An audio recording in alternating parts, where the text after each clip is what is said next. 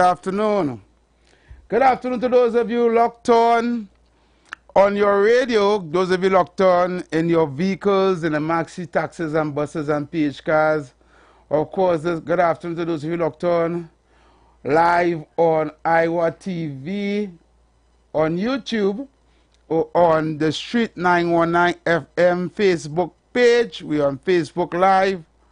Welcome, welcome, welcome. Well, this is yours truly, Heavy Duty. I'm holding it down for Dale the Voice. Dale the Voice couldn't make it today.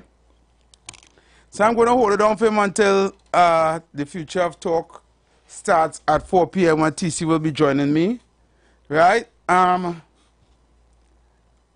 going to just go back to this. Right. So I know you guys weren't expecting me to be here on the show, right?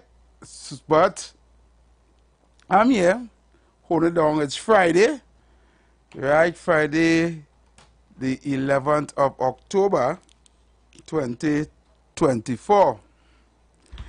And I just want to tell you guys, and tell Trinidad and Tobago, that we need to be careful because a lot of things is happening in the background that we don't know about. So we need to be careful of that.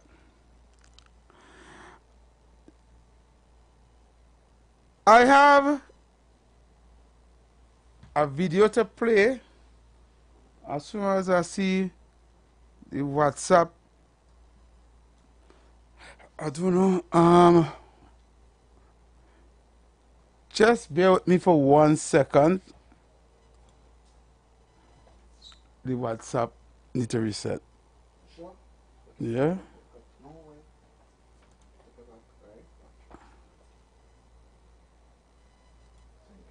Okay, I see no coming in there. Right. Okay, so I have some videos to play, and then after the videos, I'll be taking your phone calls. Right?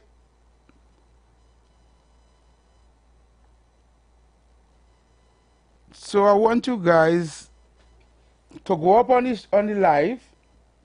Yes, go up on the live, share the live, share the live. Share the live. And I want you guys to take a listen to this. Alright? Let's see if I can set it up here.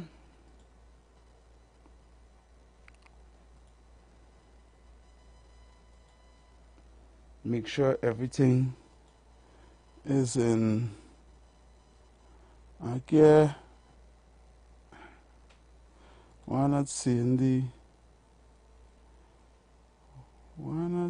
YouTube screen?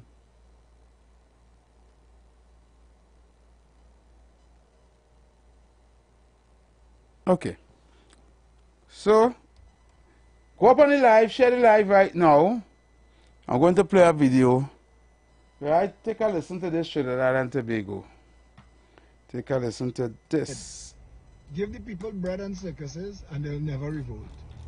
You see the purpose for the grown men hitting a ball with a bat and the little girls in tight pants shaking pom-poms and the alcohol running like water was to distract you from what they're trying to do to you. It's not for free. And when they no longer need it, there'll be no more circuses. There'll be no more cricket. When they no longer need to distract you or attract you, they will no longer have reason to entertain you. So now that the chicken curry and the lights out and all that foolishness that we've been distracted with for the past couple of days or weeks is over, let's get back down to the real conversation. The real conversation is how this Trinidad and Tobago government is working with international agencies to take away your freedoms. And this is not conspiracy talk. And this is not something to ignore. Because you may feel that your mouth big and you may feel like your heart a hole, but you're not.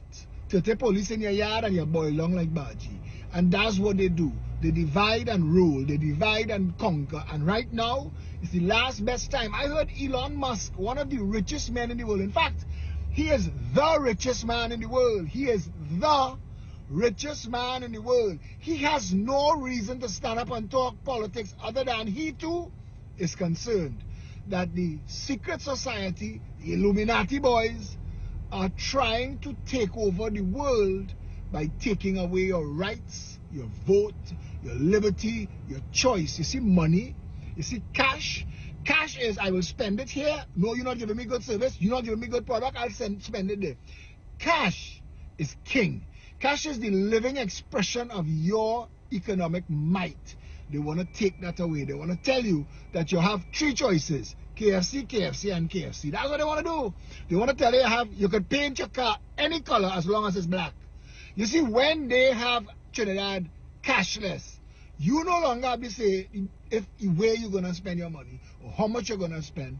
You have none of that, and that's you as a consumer. That's what I'm talking about, you as a potential businessman. That's even harder because they will block you. See how they're blocking small businesses? You see how small business can't get foreign exchange to import, but Hadid and Abud and Sabga and Chin have, and Sinanan, you see how them get in? How come you not get in? And you're thinking, your mouth big and your heart a hole, but you can't get it away with it in the bank because they don't line up in the bank to get it. So ask yourself this. What is making them more powerful than you is control. The things that you have to exert your control is your labor. You see how the dock workers in that, I can't remember where it was, that shut down the port for 3 days, that's got a 62% increase? That's the power of withholding labor. Your labor, your consumption, and your vote. You see a boycott? People just talk all the time. I hear them. I used to hear the ladies talking to my mother. You live in New York City, and the place you go to buy your meat and your groceries raise the price, you will go outside and pick it. Or you will go and spend your money elsewhere, and they will feel it, and they will know, and they will drop the price, and they will laugh, and they'll pretend, oh gosh, that was a mistake. Like the general manager of Hyatt, it was badly timed. It was inaccurate. It wasn't meant to be. We apologize. We're sorry. That's your power. Own your power. We need Trinidadians to understand the power of their labor, their consumption, and their vote. I tell Lavantil, 20 years ago, marginalize yourself and they will treat you like Goodwood Park. You see how they treat St. Joseph? You see how they treat San Fernando East? San Fernando East or San Fernando West? San Fernando West. You see how they treat the marginal seats? They just come down and love you up and spend money and do things. You know why nobody don't do nothing for Lavantil? Because nobody could win Lavantil but PNM. And as long as PNM know that they alone could win Lavantil, they have no reason to do nothing for Lavantil. Don't spend no money, don't spend no energy.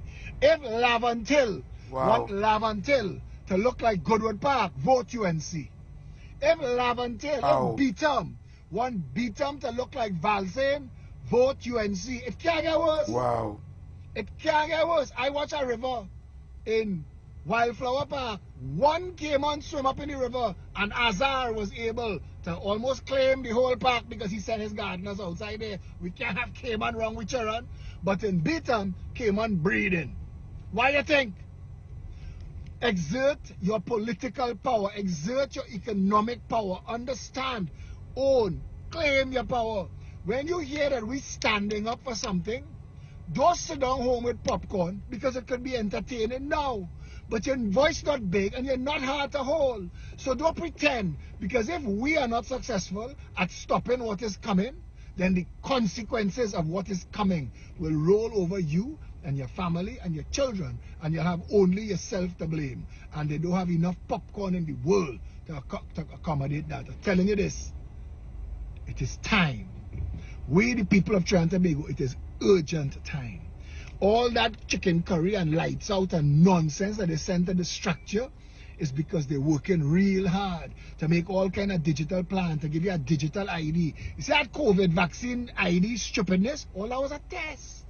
All that was a test to see if they could control your movements and limit you. You from Woodbrook, stay in Woodbrook. You from Rapai Village, stay in Rapai Village.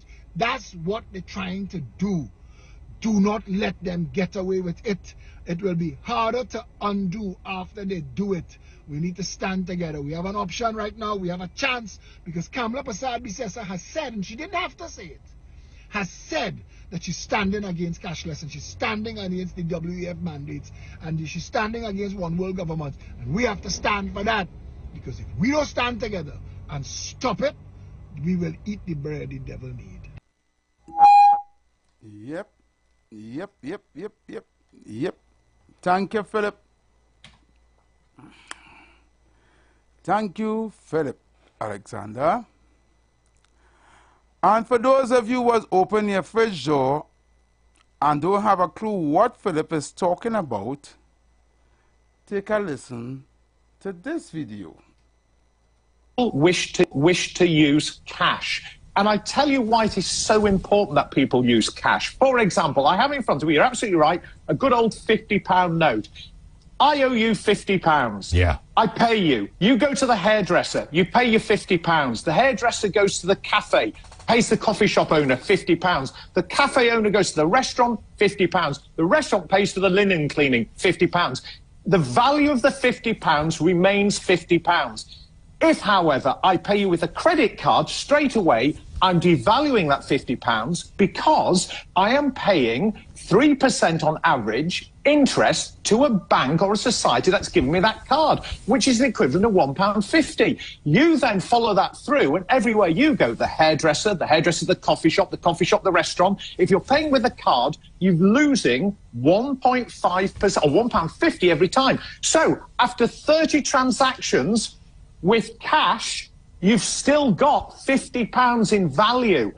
If you've used your credit card, the value is now £5 because you've paid the bank £45 in fees. And that's why the banks want to encourage you to go cashless. Don't allow it to happen. Yep. I hope you guys heard that. I hope you guys understood what has been said. Cashless society is what they want.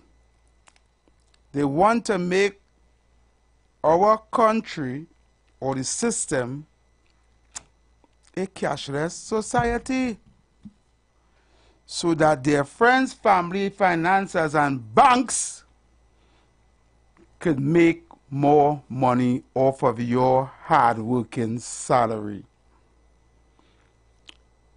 The lines are open. The numbers to call 342-008-14665-391. If you want, you could call me on WhatsApp, and if you want, you could send me a voice note. Yeah?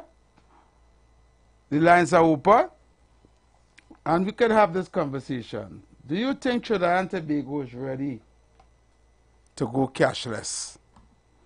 I see my partner on the line here. Let me hear what you have to say. Caller. Good afternoon, Eddie. I have nothing to say about that. But you is the man in charge there. But PC, do you know all the dumps in Trinidad closed this weekend? We are doing all our rubbish. I hope all your dropping it in my backyard. All the dumps in both Beatham and South down there. All the dumps taking the rubbish away. So heavy, that's my little contribution. And heavy, the best thing happened in Trinidad for the 2 days for me. I'm answering from Tobago to Trinidad way. Hey, big shit to you, brother. That man, heavy, that man stayed for 24 hours now. From Tobago to Trinidad way. And he reached San City and Toko. That's the longest number. So, brother, way, that's my contribution. ATC, I know you're cut now. So, heavy, I go in there. Love, love, love, love. All right, Panadol. Thank you very much. Thank you. Thank you, Panadol.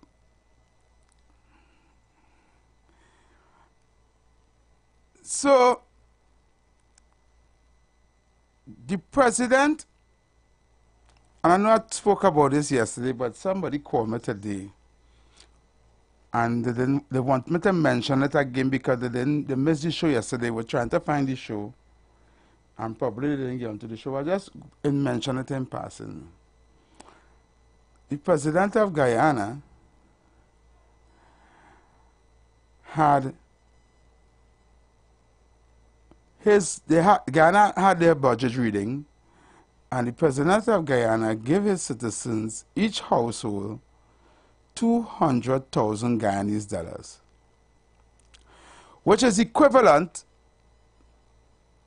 to 6,500 TT a household. Now, I know a lot of you guys probably think, well, the man going mad. He also said that in 2025, he's going to cut Guyana's electricity rates in half. So you'll be paying 50% less for your electricity. He's going to pay all public servants no less than $100,000. He's given every single child of Guyana a $10,000 medical grant. And he is abolishing all fees on tertiary education, which simply means that tertiary education in Guyana is now absolutely free from the beginning of 2025.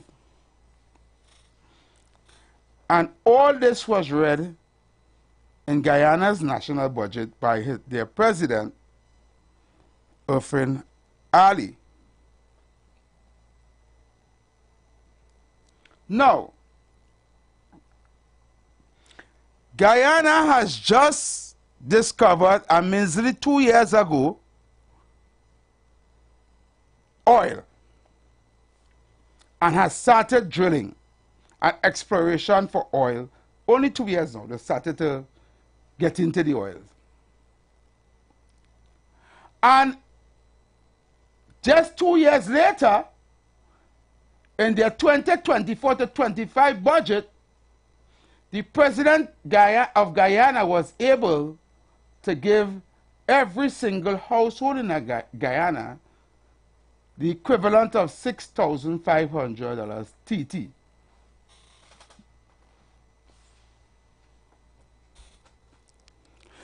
I, who born and grow in Trinidad, who born and meet oil running in the roads.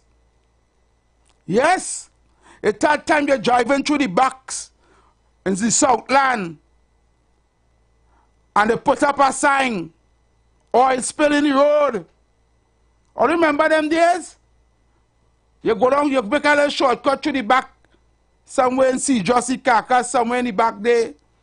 Or if you're going down Point 14 and they take a little back street, where you used to see them pump and them pumping up and down.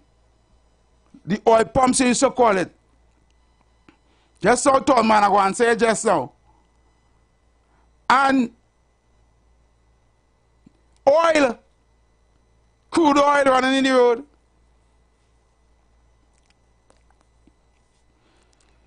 And from since before 1956, because our country had its first oil refinery in 1917. Are you white telling you? Trinidad and Tobago first oil refinery was since 1917.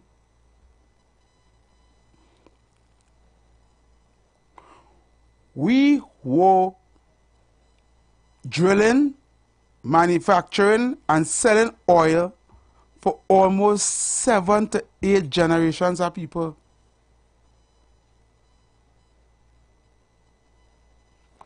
But for not one time, even though we had 2 oil boom, and I want the record to show, because some already don't know what is an oil boom. Right? Let me explain what is an oil boom. Guyana producing oil right now, they're not in an oil boom. They're just producing oil at the normal price that it is right now, which is fluctuate between wherever and between wherever, right? And they're getting the money based on that oil price. If something should happen globally and they decide to raise the price of oil to a huge figure, which could be double or triple the amount that it is right now, that is when they call it an oil boom. Right? It means though you boost production, you drill more because the price high. So now every barrel is selling. Whereas they were selling this barrel for $50 a barrel, and it becomes $150 a barrel, you make 3 times the amount that you was accustomed making. You boom. We had 2 of that. One under Eric Williams and one under Patrick Manning. And in those 2 separate oil booms, we had made the equivalent of almost $1 trillion each. Each. Eric Williams probably more than that, because he had an oil boom from 1974 to 1979.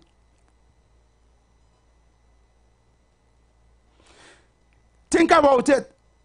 Normally oil boomers last 1 year, 2 years, and then oil prices going back. He had it from 1974, 73, 74 till about 1979.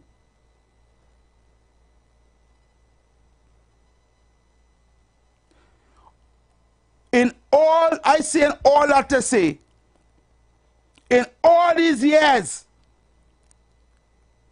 none of them decided, here what? Let me give the citizens a little something now. Let me give them a little 200 US. Let me give them a little 200 US. It's their money anyway, no? It's the citizens' money anyway. Let me get them a little 200 US. Let me don't get each citizen that. Let me get a household a little 400 US. Like a family will have a mother, father, children, and let me get each household a little 300 US now, boy. Let it feel nice, you know? They don't want to do nothing. They just come and collect it. Not one time in the history of Trinidad and Tobago has that ever happened. What Irvin Ali did to Guyana did. In just 2 years. We had over 60-something years of oil and gas here. And not once, nobody saw it fit to give the citizens a little money. A little money for out of the oil and gas now. Out of all the billions you're making. I know some of you grinding on this soon and grinding on the teeth and say, well, heavy oil, what do people get money? They don't say build road and I want to build house. Crap! Eric Williams stand up on a platform and say money no problem. It have enough money here to give every single citizen in Trinidad and Tobago $1 million.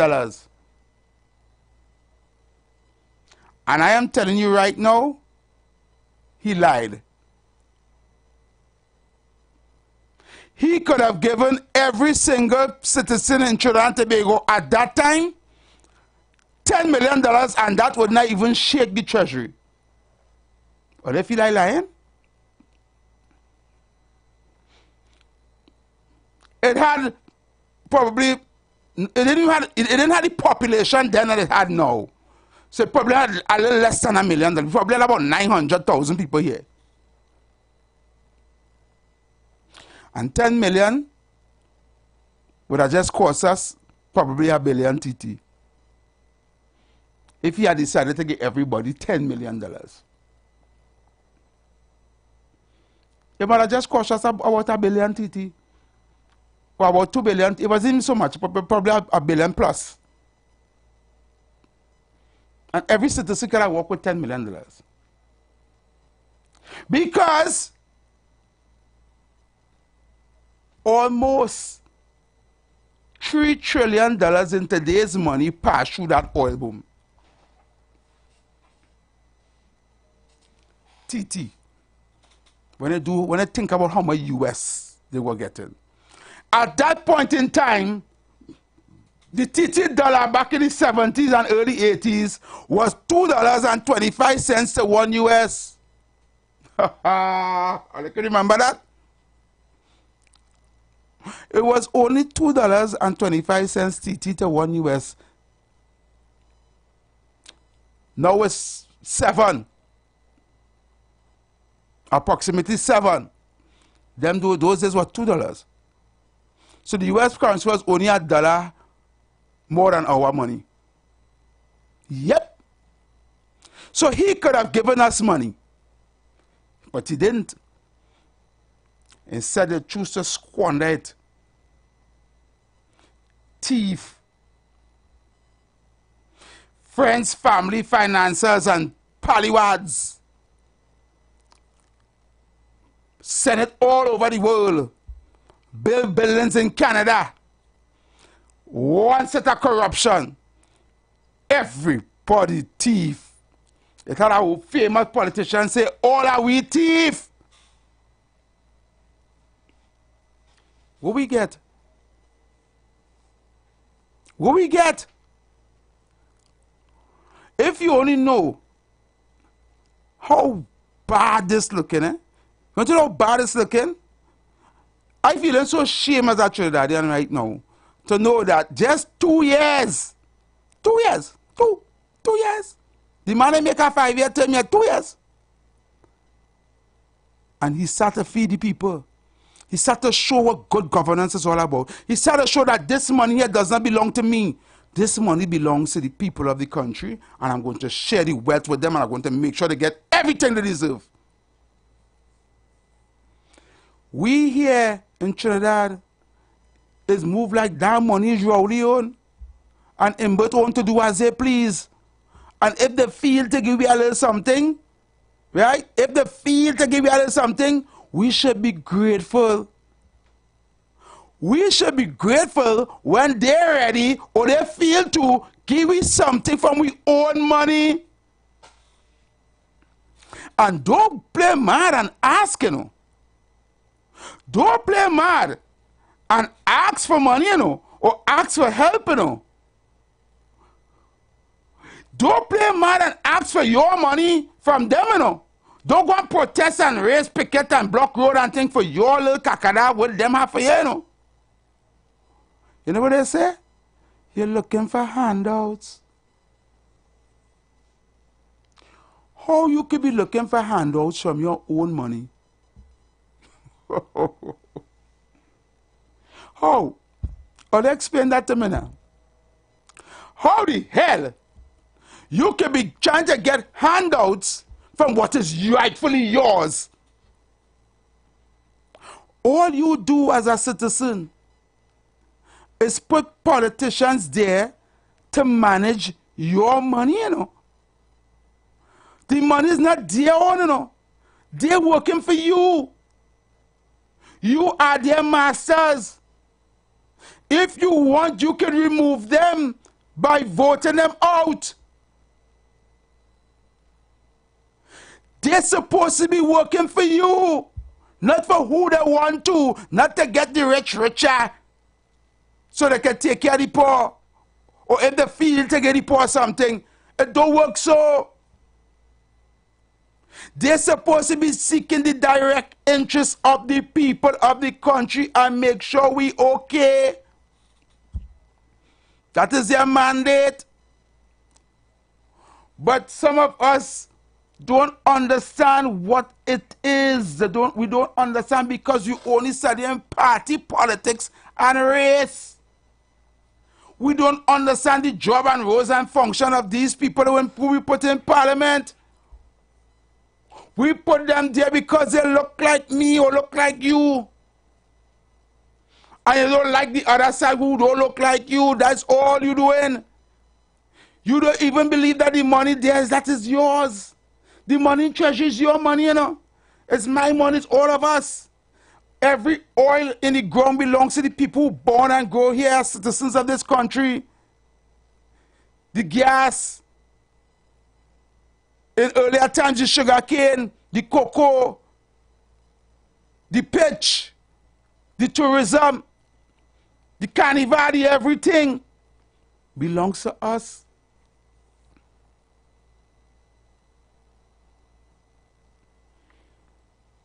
So why are we acting like, you know, it's their money? Why are we making an excuse when a man put $4 million to $5 million in entertainment in his office of the Prime Minister, when that same budget for that entertainment last year was only $200,000 to $600,000? And we act like that don't bother us. When we have a finance minister that don't know where 2-point-something billion dollars of our taxpaying dollars gone, we ain't even shake a leg or move nothing to make sure put them accountable for where we money gone. That is our money. That is not their money to do what they want. Why do we have to pay more taxes? Why do we have to pay more at the groceries? Why do we have to pay more for gas?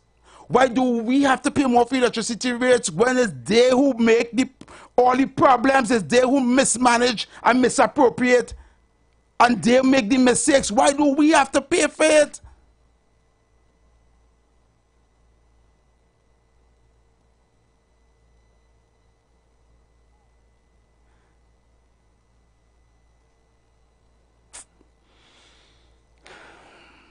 Let me see. The lines are open.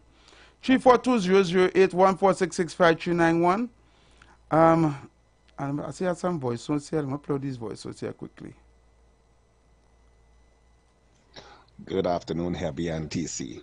What are the problems we have with Trinidad and Tobago as a society is that we have never been told or never been informed, especially those in the north, in the east-west corridor, what is the cause for, you know, the fluctuation and the drop of oil prices.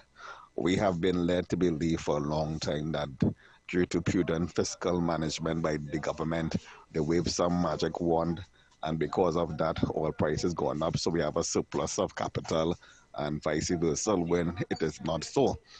Trinidad and Tobago have always been a beneficiary of crisis overseas. Take, for instance, in the 70s, there was the Vietnam War during that period. And because of that war, that raging war was going on in Vietnam, Trinidad benefited. Hence the reason we had an oil boom. Now we have another major crisis in the Middle East, which could escalate to a third world war. Anybody went and checked the price of oil recently in the global market, especially crude oil, anybody knows that Trinidad and Tobago used to produce something like 250 barrels of oil a day. Now, do you want to check the current oil price and multiply that by the figure I just gave you and understand how much money and revenue daily Trinidad and Tobago is losing for not having a refinery?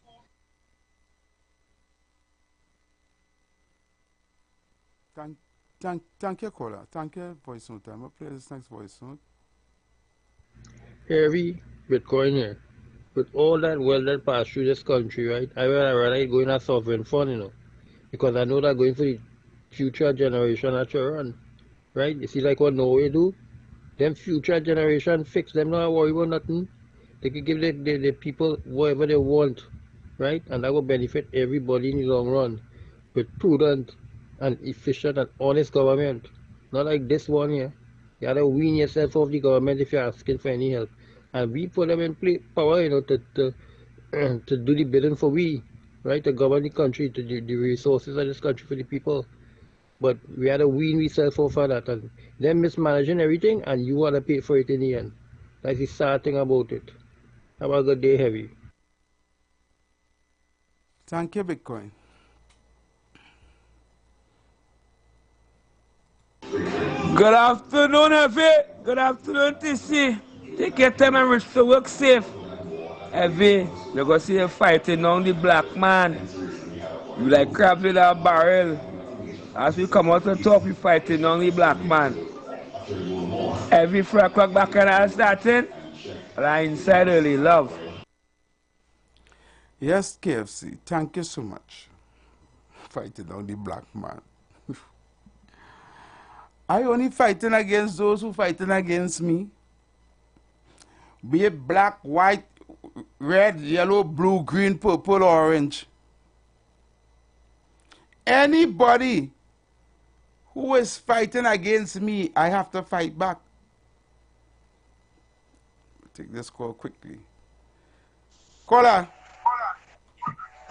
Yeah, V. Yes, brother. What you saying? Yeah, you have 2 minutes. Go ahead.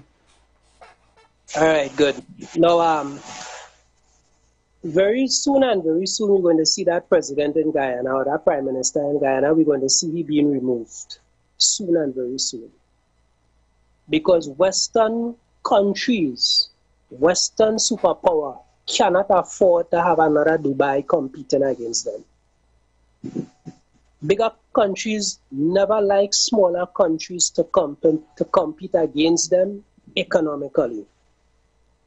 You see what's going on in Venezuela? You think look at all the resources Venezuela have. You see what's taking place with them? You see the sanctions that have been put on them? That prime minister needs to be very careful, and he needs to start treading very, very softly. Just like Guyana, just like Africa, just like Burkina Faso, and all these other rich countries, he has to be very, very careful and tread very, very softly. Western countries again. All right, Eddie. Thank you so much. Thank you, Thomas. So, Trinidad and Tobago, we're going for a break. And when we come back, the future talk is going to begin.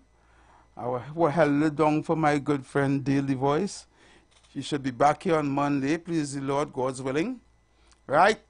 So keep it locked right here to the Street 919 FM.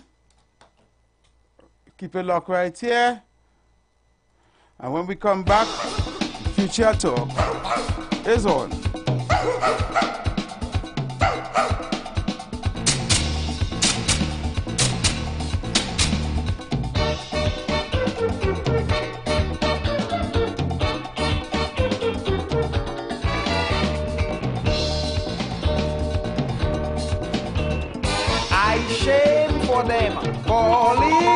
The music's not necessarily the views of the management of the Street 919 FM. You've got bills to pay, and so do we. Let's go pay some bills on the Street 919 FM.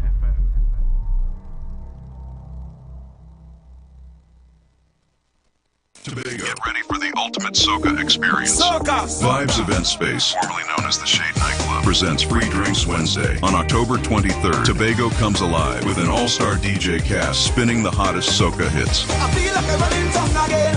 Jump and shake the drum again. Special guest artists, live performances, door prizes to be won. Early bird tickets start at $150 and VIP $200. Bring your crew of 10 and party in style with our cabanas. Enjoy any complimentary bottle of 2 selections, Johnny Walker or Hennessy. This event is powered by Prince George, Bago Bashment 91.9 FM, and Pedal Mass. Get your tickets at Cash's in Tobago or 91.9 FM Bago Bashment Island e-tickets, or you can call Prince at 281-4723 or Marlon at 750-1103. This is an event you can't afford to miss.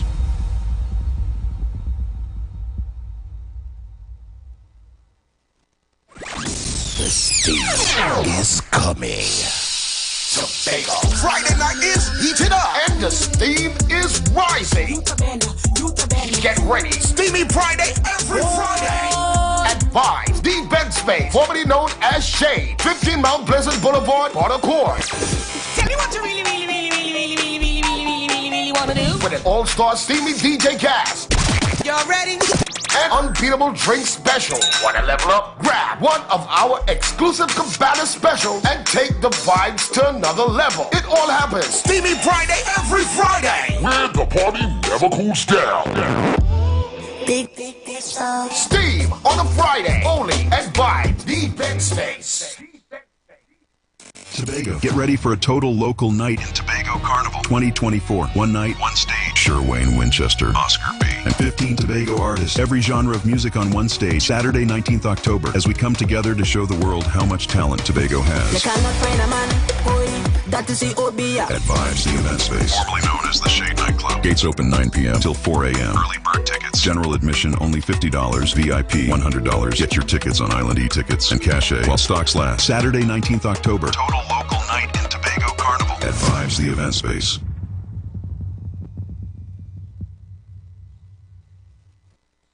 Under the auspices of the Mayor of Port of Spain, His Worship Chinua Ali, we present Baron's Infinity Concert, Sunday, November 3rd at the Winifred Atwell Auditorium, Queens Hall. This show features Sugar Aloes, Gypsy, Tigress, Sher Wayne Winchester, Calypso Princess, Dwayne O'Connor, Tizaya O'Connor, Chuck Gordon, Elon Francis, Sheldon Reed, Rome, Zachary Ransom, Aaron Duncan, Ainsley King, Rondell Donowa, Lady Adana, The All Stars Band, Los Alumnos de San Juan, Massey Trinidad All-Stars, and of course, the Baron. I want that Spanish woman to marry me. Baron. Call me this sweet soul. I want somebody to love her. And also Calypso legend, King Shortshirt from Antigua. All singers on the night will each perform a selection from the Baron. Your MCs, Damian Melville and Sonny Bling. Limited advance tickets only $300. Tickets available at the Queens Hall box office, the Trini Shop, Trin City Mall, Excellence City Center, QueensHallTT.com, and C3 Center in San Fernando. Also, you can get your tickets from Sherma at 755-2915, Delinda 723-4011. Infinity, the concert.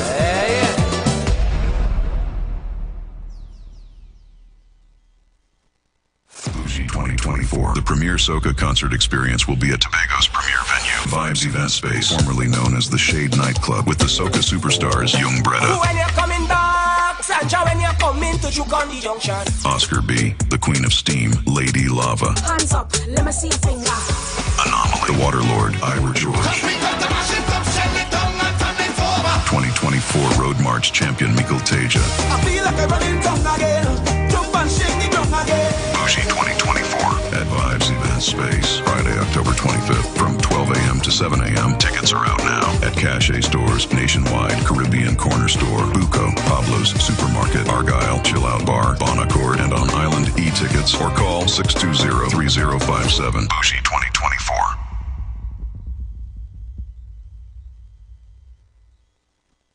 The presence of oxygen is absolutely the absence of disease. Most chronic diseases that plague us are not happening to us, but is happening within us. We're literally eating ourselves to death, which means we're not living longer, we're dying longer. Join fitness expert Aloy Johnson, the founder of the healthiest corner on earth, located at number 92 East Drive, Champlain, every Wednesday from 8 a.m. to 9 a.m. live on The Street 919 FM, where he shows you that healing the body's temple is easier than anyone would have led you to believe. Young people of our nation, ignite your wellness journey with Nature's Touch Youth Health Caravan with Princess Omega and Associates. Prevent ill health today and reap the benefit of good health tomorrow. Join us every second and fourth Saturday of each month at 9:25 a.m. to 9:55 a.m., where we bring to you innovative health solutions. Invest in yourself today by ensuring that you're enjoying optimum health. We are located at number 3, 7th Avenue North via the Eastern Main Road, Barataria. For further information, please call or WhatsApp us at 868-310-8671 or 364-4464. Remember, at Nature's Touch, your health is our priority.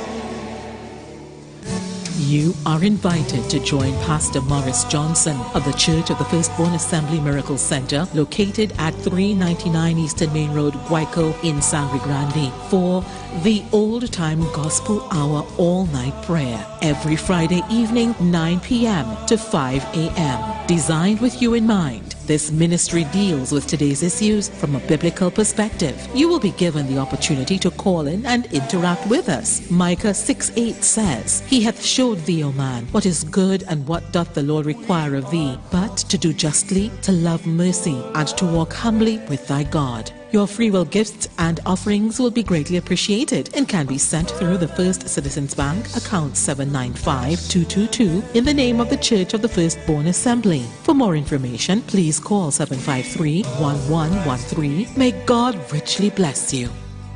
The light of your Iwer and Oscar B. presents Breakfast Jam. At Vibes Event Space, formerly Shade Night Club, Sunday 27th October, 3 a.m. to 9 a.m. Featuring popular artiste and an all-star DJ cast. Early bird tickets $300. Breakfast inclusive. Tickets available on TicketFederation.com and Cache stores nationwide, or call 620-3057 or 684-4528. Breakfast Jam at Vibes Event Space. We don't beat girl, but we beat somebody. We beat somebody. The views expressed are not necessarily the views of the management of the Street 919 FM.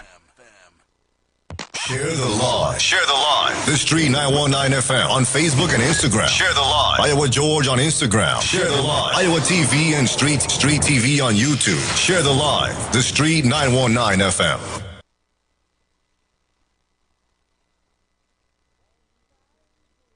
For election, all this dog treatment is done. And what make the thing a joke, like the stricters always work. They ill-treat the puppy, beat the puppy, then they come to coke. Doggy look a bone. Doggy, doggy, look a bone. Doggy look a bone. Doggy, doggy, look a bone. After election, all the bone done. So come and touch it. Don't look so shocked.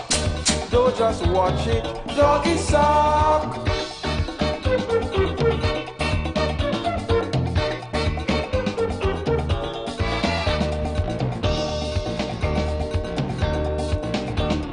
All through the years, we shared in tears. They too busy, they can't see we.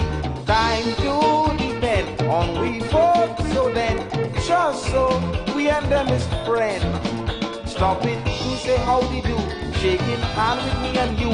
They will hug your granny, kiss your baby, while we dribble too. Doggy look a bone. Doggy, doggy look a bone, look a bone. Doggy look a bone. Doggy, doggy look a bone, look a bone. Okay, so we are back.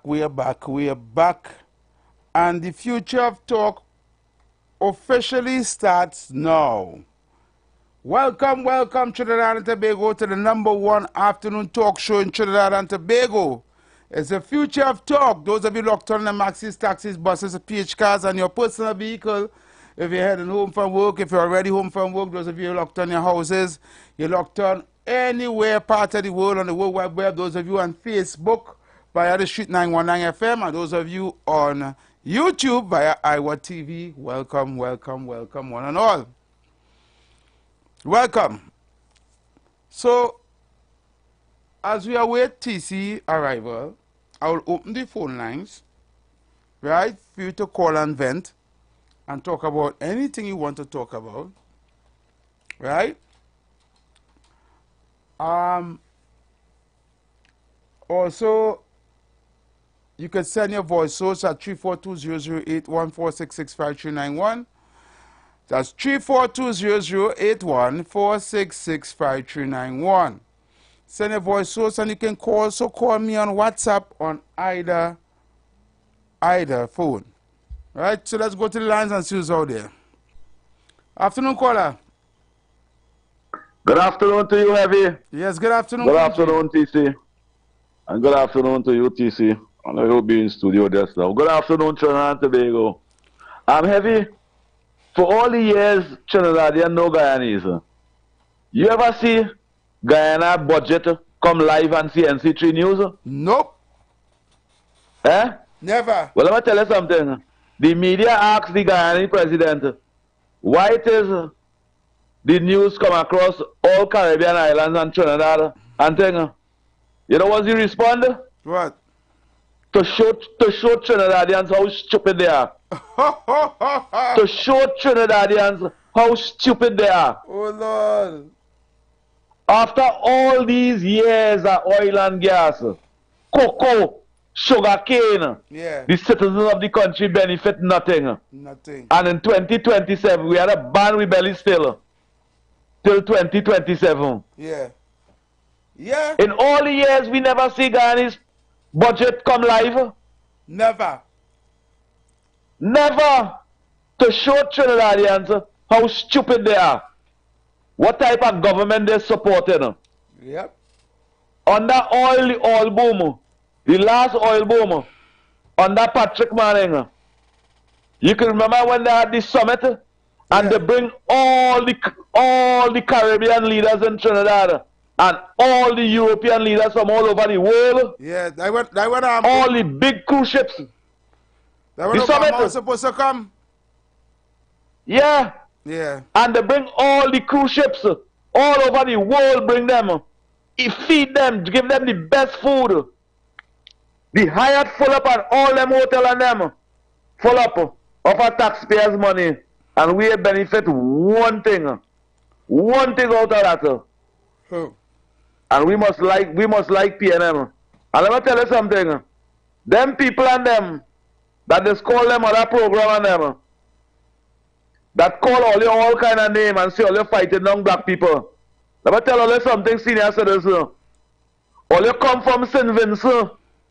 All you come from Grenada. Heavy is a Trinidadian. All you come here for a purpose to be PNM alone. So I will tell all you, do not interfere with we African Trinidadians in Trinidad. If all you can't take what we say, go back in all your country. In 91.9 here, we are custom here in Guyanese, making the contribution to the PNM program. 1 year, 9 months, and 16 days now. You hearing any Guyanese? Nah. Calling in on the PNM program, they're going back home. Correct. They're going back home. Exactly. The government over there providing opportunity for them. They're giving them place to build a house. They're giving them the material to build a house. They're hooking up current for them. That is what they're doing. Why some of you Grenadian and St. Vincent that call these PNM program to condemn Trinidadians, why all you go back home?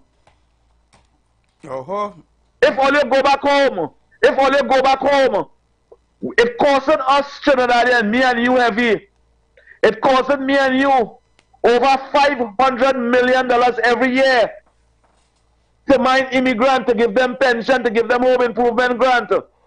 You can remember for the COVID, when Dr. Rowley was giving out hampers, and when you get two, they say double dipping. Yeah, yeah. Then the launcher investigation and that. If the investigation cost $7.6 million alleged, $7.6 million to launch an investigation for a poor man getting an next hamper that cost $200. Oh Lord. Lord Father. And we say, great is the PNM. Why you didn't spend that $7 million on the people back again? And we classify that as government. Yeah. All of the Caribbean people like that to call 91.9 and condemn the citizens of this country for standing up for the equal rights and justice. Go back home. If all they can't take it, go back home. Thank you. Thank you, Kunji. Good afternoon, caller. Good afternoon. Good afternoon. Kunji, first to begin, you're not an African, you're an East Indian. Stop pretending. But he's a Trinidadian. It doesn't matter what ethnic background he has. He's born and go here. He's a Trinidadian. Something wrong with Toledo. Something wrong with Toledo. Caller. How did you take the PH? Okay, what's up, PH? Now, I want to ask a question, eh? Hold on. Right, no, I have to take it off the hands. Yeah, take it off the hands. All right. Yeah. Now, let me ask a question.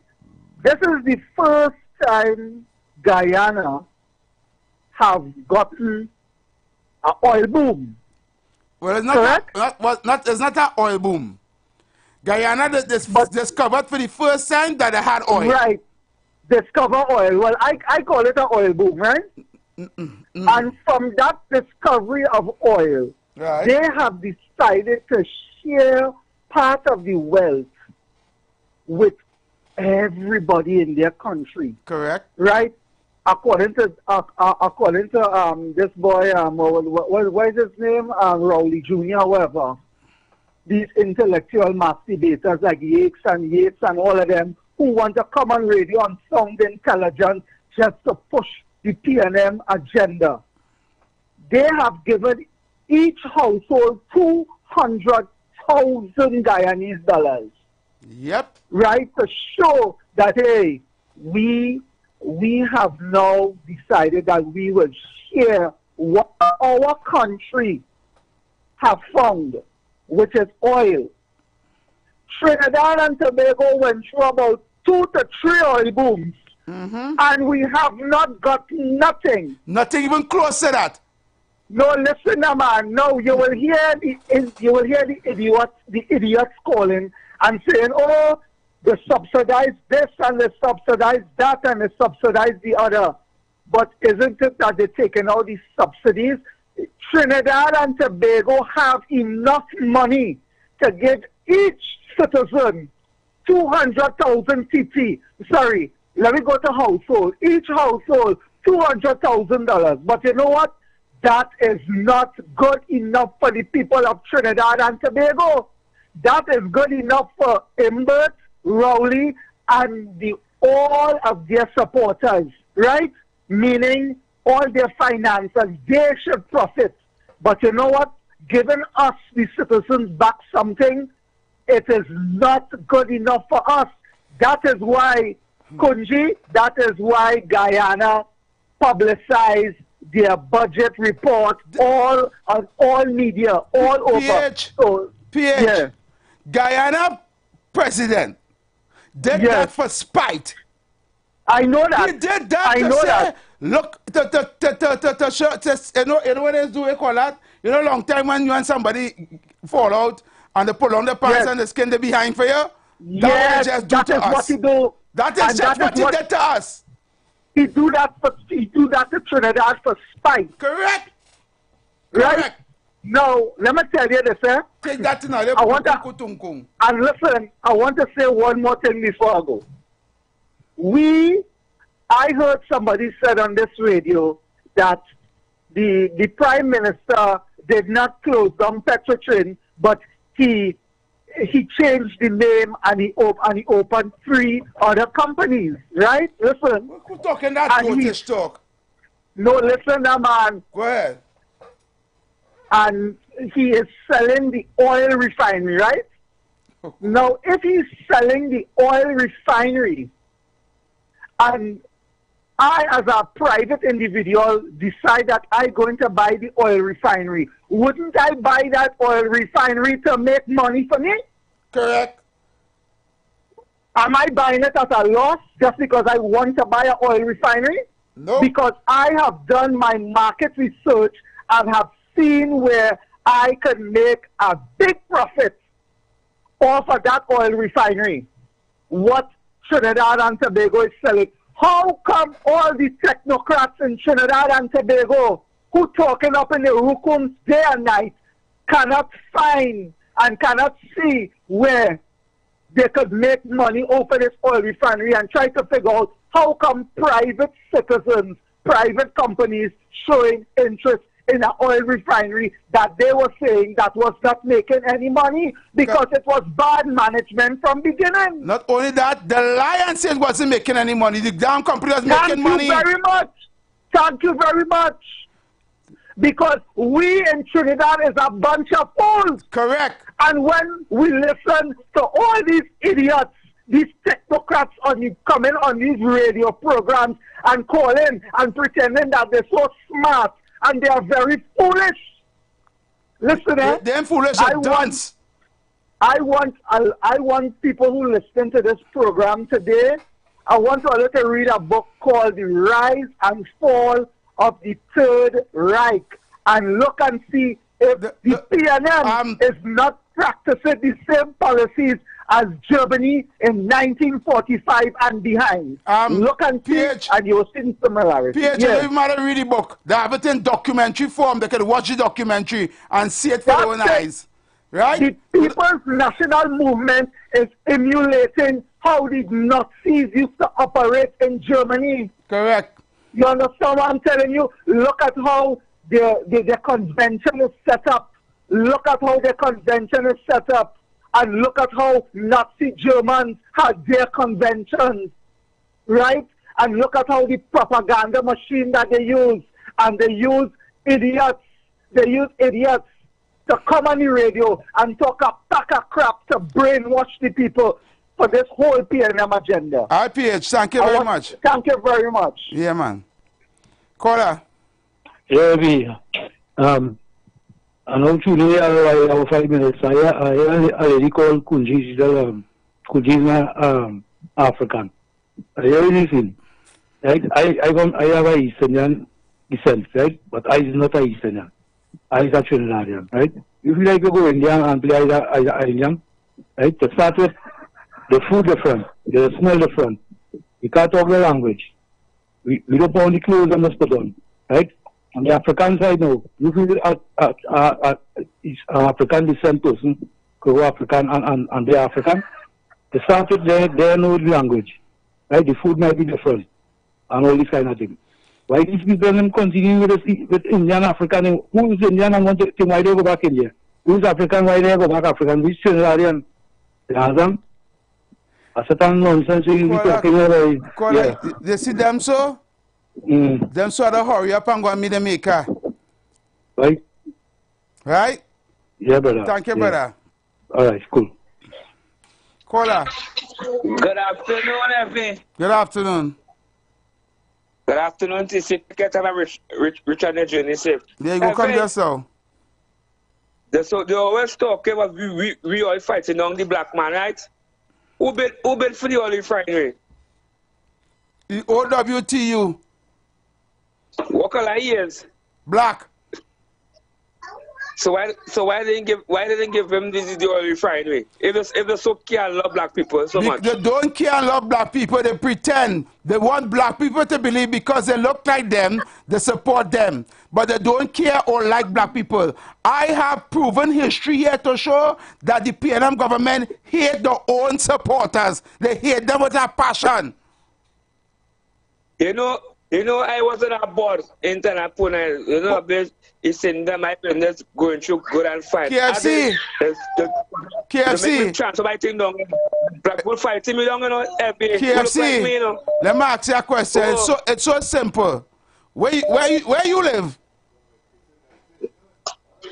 Yeah, I live in over the highway at Sikoro. Correct. Right? I from still. Right. I from Lavanti East Mova. Right? They never move from PNM. Right? And after 9 years, children going to school in a church, they now decide this year, the election year, to go and finish, to start the school that they built yet. You remember by wall shoot up with the plants and then when the roof and then the blow off? Yeah. Going in a year and 4 months, the plan and even get money to buy back the little TV, the little They don't care about these people. They don't care about their own supporters. They don't care about Lavantil and Mova and Sealats and Port of Spain, South and all these people. They don't care about these people.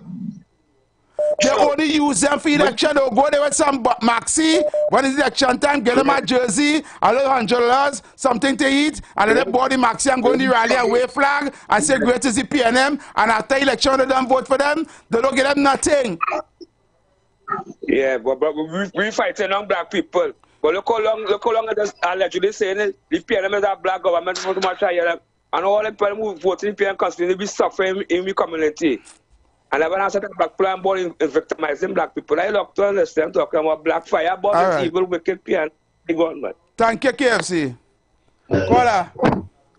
Hello, good afternoon. Good afternoon. And the audience. You know, it really sad, is a sad thing. You know? It's sad to know that after all the decades, right? I mean, I know everybody have the right to say, I mean, what is taking place with Guyana and what is taking place.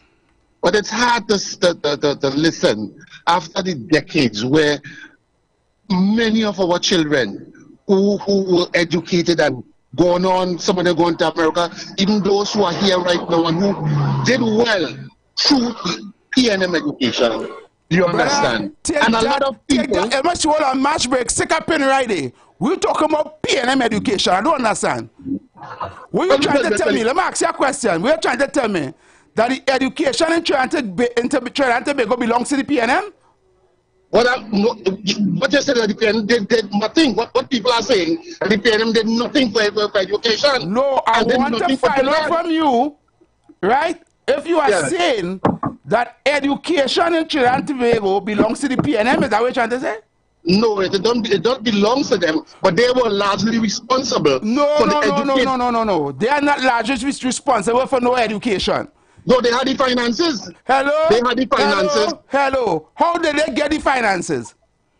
Well, based on what you said, through the oil boom. Correct.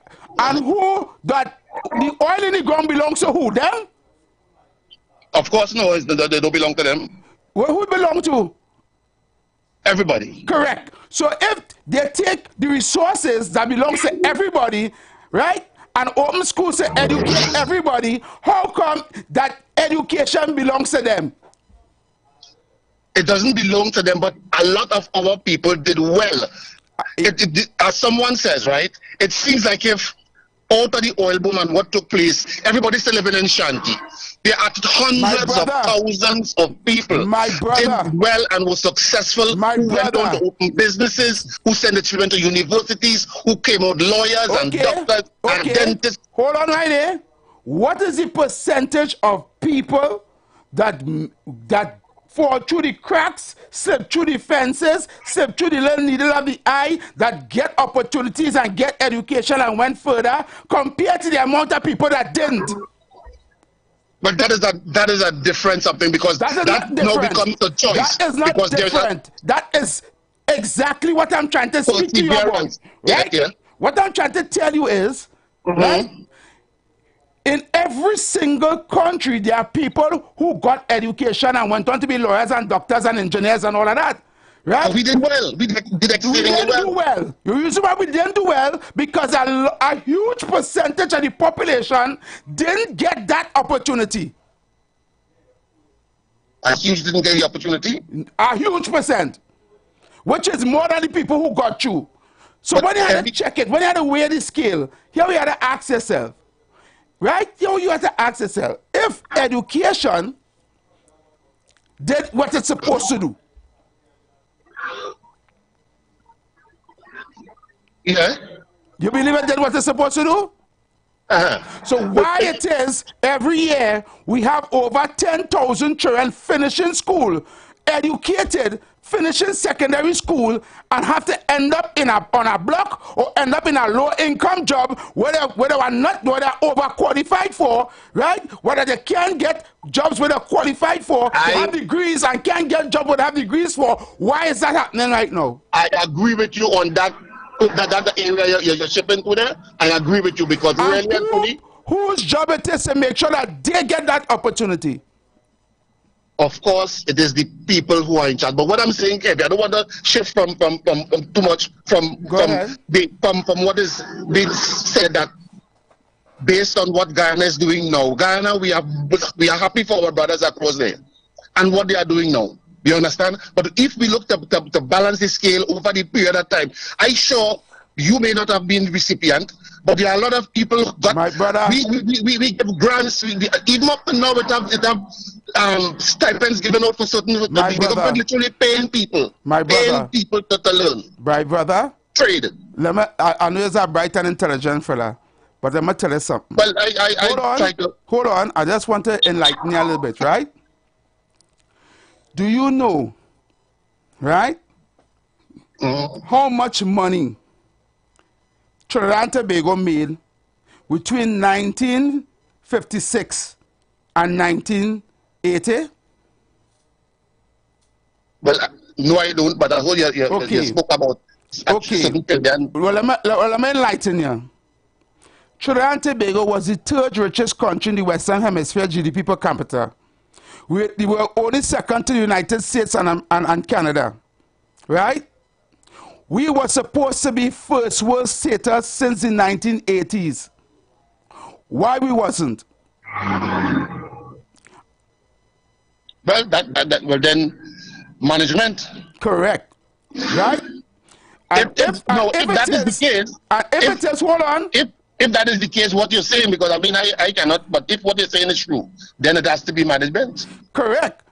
And if it is that we were supposed to be at first world status, where countries like Singapore, countries like Qatar, countries like Dubai, who get oil and gas late after us in the 90s, are now first world countries today, right? What did we do wrong? It simply means to say that we have not, or we will never know what it is to be a first world country because of the level of management and corruption that we had here under this government. But you must admit, but I understand what you're saying, but you must admit that I can't admit none to you. I don't. You want me to shed light on things that I know I could never have, right? Let me tell you what you want me to do. You want me to compare myself to the least when I'm supposed to compare myself with the most. That's what you want me to do. You want me to say at least I had this when I knew that I had that, right? And I could have been further, but because of corruption and nepotism and favoritism, I cannot have that. So let me say, okay, at least I had this. That, my friend, right? We shouldn't do. Heavy admire passion, and I thank you for the time. But in part, what I would say, we must admit that rapid rail that Mr. Manning was trying to implement. You know, if that wasn't shut down, that could have made a big difference. Nope. But again, thank you for the time, and take care. Yeah. Yeah, brother. Thank you. Yes. Caller. Heavy. Yes, brother. The man, right? You wrong. It's PNM education. What? Understand? It's PNM education. What, old man? I'm telling you, it's PNM education. That's why we so dotish. Somebody had me. Somebody had me when they come and say, nah, somebody keep going mad. Yes, so man. It's PNM education. Why we are we so dotish? Oh, God. Let me explain something to you. There is a difference between education and academics. Education, the word education is poorly used and misrepresented throughout the world. Yeah. Education is a way of life. Academics is something that is similar, that falls in the same bracket, but education is a way of life. Academics is academics and education is education. Correct. From the time, let me tell you something. From the time they moved, they had an agriculture system that was going on in every primary school throughout Trinidad and Tobago. You and I would know about that. Yeah. Where you would learn to sew, you would learn to cook, you would learn to paint. From the time you move away from planting the land and start running to academics, that is when we start to fall down. Yeah. That is when black people start. People that say education is a key to poverty. That is BS. Education is a way to poverty. Because from the time you start to run down academics, you move away from the education that you're sure about to run to the education system, which is academics that you're not sure about. You see how the brainwash we heavy? Yep. It's like somebody trying to kill you, but they're putting thing in your water. Now, wherever they put in your water, you can't see it, but you're drinking that water every day, and eventually you will pass away. Yeah. So they mix academics with education, when education is really a way of life, but the brain, okay, let me break it down for all who listening. You remember in the Garden of Eden, Satan come and tell you, if you eat of this fruit, you will not surely die, but you will know the difference between good and evil. Yeah. The deception is that they already know the difference between good and evil. But the moral of it is to disobey. The moral of it is to disobey. We went against our own education system, which is to plant the land. And we decided to run down academics. And then you're telling me, here what you're telling me now is PNM education. But you're correct, it's really PNM education. That's why we're so dotish. Because if the administration, let me just say this one more. Yeah, say this one more time. Because people hold on the line. Yeah. Right. If the past PNM administration then till now wanted to educate people, why it is the education of the oil sector wasn't being taught in primary school at that age? Correct. Why we was never taught how to swim? We living on an island. Why swimming was not a subject in school from at an early age? Make it mandatory. Why Spanish wasn't taught to us at an early age, considering that our second language was Spanish? I will leave it there. Thank you, Tom, man. Caller. Heavy good afternoon to you, TC, Trinidad and Tobago. Good afternoon. Heavy, why you have baby Bataria father picking up all that time on the phone? That baby Bataria father, you know. Because I want to know which business place, which bookstore in Trinidad you could walk in and buy a PNM textbook for your child to get a PNM education. That's why I want to know. In this time, 2024, you have big men telling you that the education that people get in Trinidad and Tobago is a PNM education. All them homeless vagrants on the street who do sleep underneath Republic Bank and all them places there, them too get it. What you do for them? Eh? Or let us watch them like they don't exist, because no, they don't exist. Them not part of society. Them is not human too. But I want to know, so just tell me in Trinidad they can go in and buy a textbook to go to school. For your small child to go to school, people could come on you every day and talk this nonsense, right? When the Queen get Eric William and them Trinidad and Tobago, right? Because we didn't fight for no independence, we get free, we get easy. Because anything the Queen and them say, we just bow to them and say, yes, master. Right? They say we're going to give you this system, which is our education system, and you must continue from generation to generation, make sure that every household, every child born, learn this way so that they could continue to be on the plantation. This is the education system we have is not benefiting our African children. When you look at the school today, it's even worse. 50% of our African children are failing with this system. They didn't tell our children, listen, and I will make this point. A child is born from the age of 5 to 16, 17. Sometimes they can't pound a nail. From the age of 5 heavy to 16, 17 years, they don't even know how to hold a hammer to pound a nail. They can't cut a piece of wood. Why? Because you send them to school for all them years and they study a system, a book that in the end can't really do nothing for them. I just tell people if a natural disaster happens in certain places, a lot of people will die because they can't do nothing, because all they did was went to school and study. They can't do nothing else. They don't even know how to survive. They don't have no survival techniques. Have a good day. But I waited for that man to call back, and I want to go and buy some of them books so that I, as a big man, could get a PNM education. Because I didn't get it when I was in Trinidad. So I waited to go and try to get it to see how it's going to benefit me as I get older. I gone. Hey, Heavy. Heavy, I hear you quarreling this evening. Yeah, I'm quarreling? Yeah. I'm talking passionately. Yeah, nah, you was quarreling. With who? Somebody.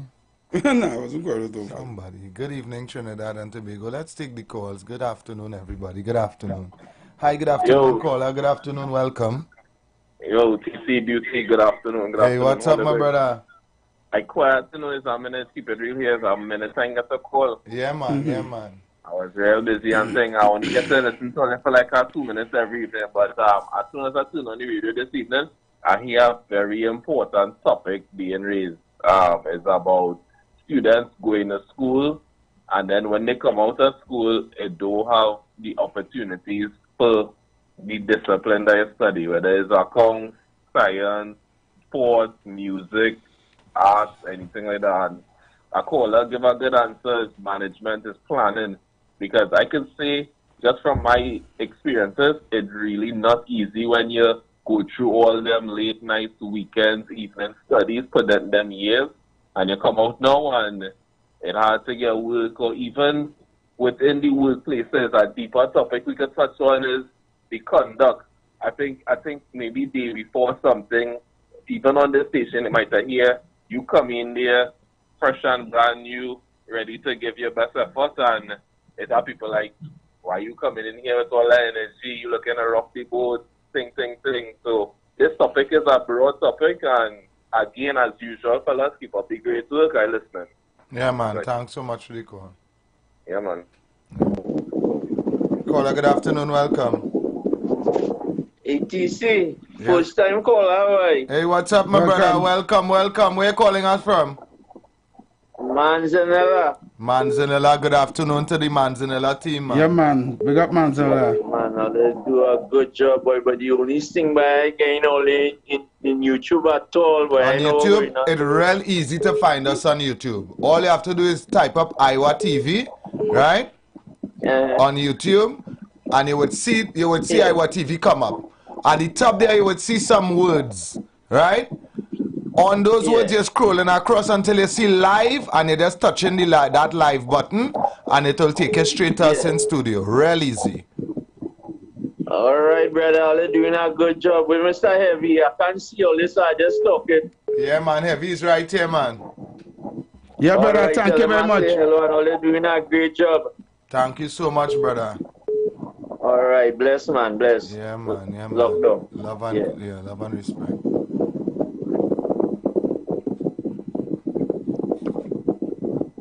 Breeze was so in the Manzan, boy. Manzana breeze, boy. Manzana breeze, boy, brother, boy.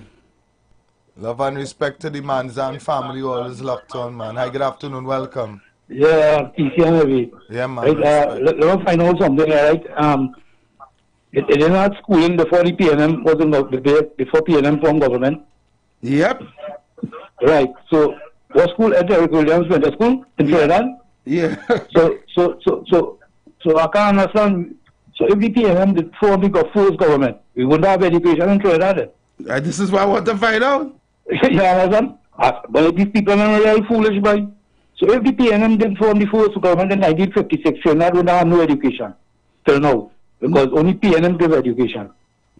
You understand? That would want us to believe. Yeah. So Eric Williams went to school in the moon. He didn't go to school in Trinidad before them formed the government. You understand? Real foolishness, right? Yes, brother. I'm glad you realize. Next point I want to make, right? That I just put looked at before. But I have either Eastern background, either Trinidadian, right? When they notify the government, right? Robinson was African, right? Because they're saying Indian people don't want to vote for African, right? So I just drawing an example here. Now in 63, and not the majority of the UNC voters and vote for now. Okay. You understand? What is our point I'm trying to make there? Right? So I can't understand where this argument is coming from that Indians don't want to support African or kind of thing. Because we are the facts that we support African Prime Minister already. You understand? Yes, brother. Tell me if I'm making sense. You're making plenty sense, brother.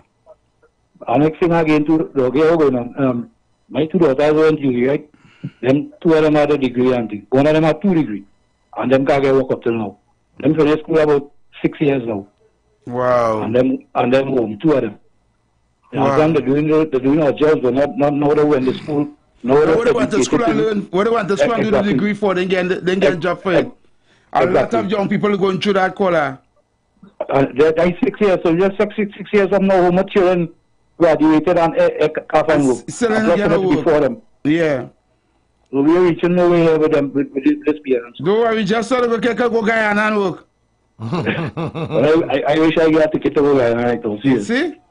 Yeah. Yeah, brother, thank you. I respect you. Yeah, man, blessing. Whatever, I hear Trini saying, we wish we could go Guyana. Well, but no, that is going to happen. Sure, that is going to get that brain drain. All we educated people from Trinidad, Guyana going to absorb them because they will have opportunities there. Because when Guyana start to expand, TC, when Guyana start to build over the country, it will have work for engineers and masons and carpenters and all these people over there. You have business opportunities because a lot of companies going to go to Guyana to invest because Guyana will be the money place. If you understand where I'm coming from. Yep. So jobs will be available in Guyana. Just like how Guyana should run to Trinidad long time. Yeah. Just so we go into Guyana. Traders will end up in Guyana. Kunji, the lady was taking she shower, you know, and they make she get wet in the bathroom to come out here and this. You see how bad it is? Mr. Imbert was saying that how he given the oil refinery to patriotic, right? He said if UNC could do that, UNC could do that, UNC could never do that. It's only under PNM government you will get that. What happened now, Evie? What happened to the OWTU? Persona non grata. You don't come out with fraud papers for them. Yeah. I waited for him to come out in the open and talk about it. Because I can't believe that after so much years, you're bringing all these world to pull over people I know. PNM tactics. Bash them in parliament and let the public talk about it. Have a good day, everybody. Yeah, brother. Good afternoon, Heavy. Good afternoon, TC. Good afternoon, Trinidad and Tobago. Well, welcome to the Future of Talk Radio on 91.9, the #1 program on afternoons with Heavy and TC on 91.9. And remember, Trinidad and Tobago, share the live. Further, all them PNM callers and voice noters, we want to encourage all of them to call. We want all of them to send all their voice notes, send all their call, and we want to interact and have dialogue with all of them. We want to, we believe, we feel it has some level of hope for all of us still. Even though all of us are Sicko fans and things, we feel it has some hope. But it's because this program is about hope. This program is about truth, and this program is about facts. Only on this program with Heavy and TC on 91.9. And remember, Trinidad and Tobago, especially all the PNM callers, share the live. Share the live. Yes, share the live. You had PNM education, good evening, Heavy. TC, Trinidad and Tobago. You hear that? PNM education? Boy, you're a sicko fan, or? What's chopping you talking? PNM educated? What? Look at corruption, PNM, man. You label education with PNM? By something wrong with you, but you that stupid man. Or? Hey, one of these days you go cost on the people. Oh, man, they cost on the people radio, that. Cool it to them. You don't sound like you go to say it, yeah, boy, you just get on the real bad boy. And also, what all some of our employees is. And who stick up for him when he didn't get the boot? Anybody come up and stick up for him? That we know of? So we let our fool know that education was mandated by the Geneva Convention. Correct. That each and every child supposed to have an education. And that is what they did because of the Geneva Convention. Sherila is a madman. You ever talk to Stone Boy? Them PNM callers is Stone Boy. Heavy, that PNM dance, see is a Indiana. Lady, Rohan Senanan is a Indiana. Faris Alwari is a Indiana. And Keith Rowley is a black man. But the opportunity Keith Rowley given them, you and your whole family again that, you ought to get $2. you get $2 and you content and that. You proud of them Indian and them in Trinidad. You worship them Indian and them in Trinidad. You just a black dunce. God, Kunji. Ease up, Kunji. Ease up, Kunji. Ease up, Kunji. Ease up. Caller, good afternoon. Welcome. Yeah, I want to tell you, anytime you get back that $1 billion with Pandy right up for Guyana, everybody will get something. Let me get back that $1 billion first. What you talking about? You don't take on them, man. Don't take on him. Hi, good afternoon. Welcome. Good afternoon to the two brothers, Brother Heavy and Brother TC. Good afternoon to Demorius Horsley. Oh, yes, brothers. Let me say this. I want to put it in a nutshell so that people will understand what happened to the money from 1973 to 2024. Heavy and TC, let me repeat this, and I will not be long this afternoon. From 1973 to 2024, you know what happened to the people money, the wealth of the nation? Mm-hmm. The PNM government thief all the money. Oh, God. Heavy. Say it again, Tabaki. Tabaki, say it again. I'm going to because people going all over the place. Yeah. Let me repeat it. Our first oil boom started in 1973. And we're in 2024. And what would have happened? The PNM government who presided over all the oil boom, they took the money. And people going all over the place. Yeah. What happened to the money? Yep. And you see, but Heavy and TC, let's face it. You know what people forgetting? This thing don't have anything to do with race, Chinese, African. All it says, the wealth of the nation belongs to the citizen. Correct. And let me repeat. The wealth of the nation belongs to the citizen. Correct. And all the PNM administration, what they were doing was money for the 1%, the bourgeois and the friend, and that is what was going on. Correct. So when they give you a little kakada, as the old people say, let me repeat. When they give you a little kakada, they tell themselves they give you something. But meanwhile, behind the back, the finances, the 1%. And let me tell people something this evening. You see that boogie, that racial boogie, all you're coming with, or you get out of that. Let me repeat. You see this and who is this and who is that? Let me tell you something. When it comes to financiers, when they sit in a room, they're not watching who is this, who is that. Exactly. Heavy, let me repeat this thing, man. When financiers sit in a room, it comes and we will call this radio really closely to say who is this, who is that. As I take my leave, let me start right where how I started. From 1973, our first oil boom, to 2024, the PNM administration, they take the money, they give it to the self and the financier. If we go in Panama, we have all the slush funds you see from 1973 come right and the PNM financier take the money and put it there. Tabaki. All right, Tabaki. Easy to see. All right, Tabaki. We went to Tabaki to show there. Good afternoon. I kind of in and out this week, boys, so I really follow up the program much, boys, so I don't know if we're to talk about the what going on in Guyana, boy, with the president, and how he distributing You understand? The wealth of the country to the citizens. You understand? The man even reduce electrical bill in half, all kind of thing. You understand? That is where you call a leader. Rowley, you have to take pattern off for that man labor. That's where you call a leader, Rowley. You understand? The president of Guyana, the honorable whatever his name, I can't call you honorable, Rowley, because nothing honorable about you. Take pattern off for that man there. Nah, boy, here we don't tell me that man don't talk about rapid rail. When it's the PNM government that removed the normal train line from the east-west corridor under Dr. Eric Williams.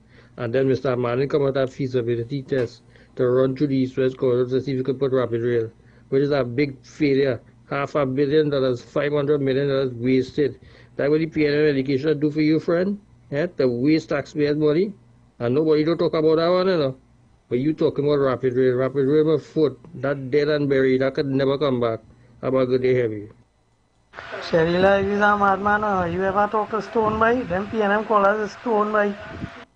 He sent back that. He sent back that to them. Good afternoon, gentlemen. Good afternoon, Tabaki didn't get the memo. The wealth of the nation had to make sure 50 million could go in entertainment. Why are you telling people to downsize, downgrade, make adjustments, tighten your belt? Hard times ahead. 50 million in entertainment, well spent. Walk with you to Butler or TC. Yes, PNM Chris, he say 50 million in entertainment. Yes, PNM Chris, love and it's right. Hey, Panadol. Good afternoon. And the Hawaiian style for we Panadol. And the Hawaiian style, you go ahead. I want to ask you if that's the 2 billion is the same thing to the curry chicken and the chicken curry. Yes, Panadol is for anything. Hey, so Sherry, I know you are concerned with him. I called him when he was doing the program. Now I get it back. So, the street 919 FM. I have the NTC. Yes. Have a good weekend. Have a good weekend. I enjoy your program on the street 919 FM. We keep that program from Panadol, what you having fun with right now? Moby and punching. Moby and punching? Yeah. You more better way. All right, man. Blessed love, right? Love, dog. More hope to see you guys. The views expressed are not necessarily the views of the management of the Street 919 FM. You've got bills to pay, and so do we. Let's go pay some bills on the Street 919 FM.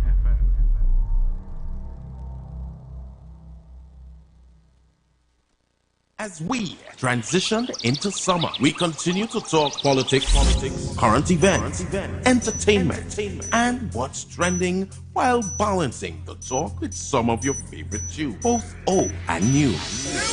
Our purpose is to keep you informed and edify you, as well as to give you food for thought on the current affairs of this nation and the world. Keep it locked to the Street 919 FM every day, all day. Our on-air numbers are 342-0081 and 466-5391. Visit us on Facebook, Instagram, and TikTok. The Street 919 FM. YouTube, Iwer TV. The Street 919 FM. Share the life. Tobago. Get ready for the ultimate soca experience. Soca! Vibes Event Space, formerly known as the Shade Nightclub, presents Free Drinks Wednesday. On October 23rd, Tobago comes alive with an all-star DJ cast spinning the hottest soca hits. I feel like I'm running tongue again. Jump and shake the ground again. Special guest artists, live performances, door prizes to be won. Early bird tickets start at $150 and VIP $200. Bring your crew of 10 and party in style with our cabanas. Enjoy any complimentary bottle of two selections, Johnny Walker or Hennessy. This event is powered by Prince George, Bago Bashment, 91.9 FM, and Pedal Mass. Get your tickets at Cashes in Tobago or 91.9 FM Bago Bashment Island e-tickets, or you can call Prince at 281-4723 or Marlon at 750-1103. This is an event you can't afford to miss.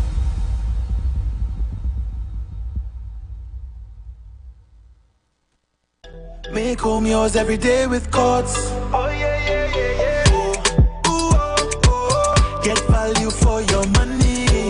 Ooh, oh, oh. Courts have the best quality. Home is what you make it. Best prices and good credit. Oh, Courts have it all. Courts, make home yours. Tobago. Get ready for a total local night in Tobago Carnival 2024. One night, one stage. Sure Wayne Winchester, Oscar B, and 15 Tobago artists. Every genre of music on one stage. Saturday, 19th October, as we come together to show the world how much talent Tobago has. At Vibes, the event space, formerly known as the Shade Nightclub. Gates open 9 p.m. till 4 a.m. Early bird tickets. General admission only $50. VIP $100. Get your tickets on Island e-tickets and Cachet while stocks last. Saturday, 19th October. Total local night in Tobago Carnival. At Vibes, the event space.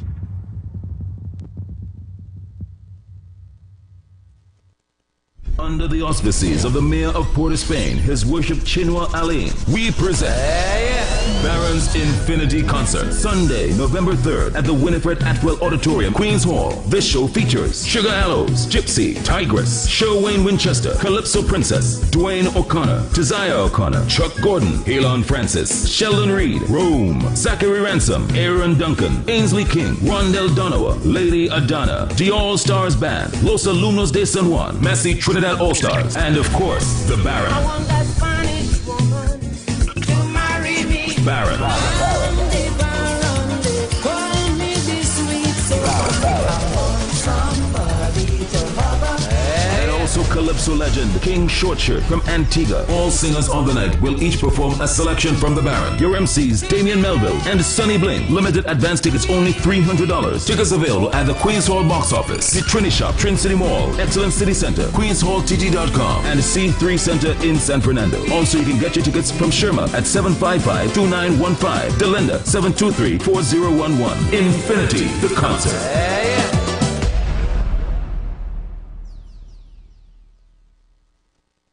Bougie 2024. The premier soca concert experience will be at Tobago's premier venue, Vibes Event Space, formerly known as the Shade Nightclub, with the soca superstars Young Bretta, When you're coming back, Sanja, when you're coming to Chukandi Junction.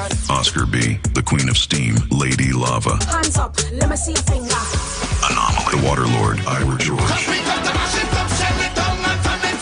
2024 Road March champion Mikkel Teja, I feel like I'm running down again. Jump and shake the ground again. Bougie 2024 at Vibes Event Space, Friday, October 25th from 12 a.m. to 7 a.m. Tickets are out now at Cachet stores nationwide, Caribbean Corner Store, Buco, Pablo's Supermarket, Argyle, Chill Out Bar, Bon Accord, and on Island e-tickets, or call 620-3057. Bougie 2024.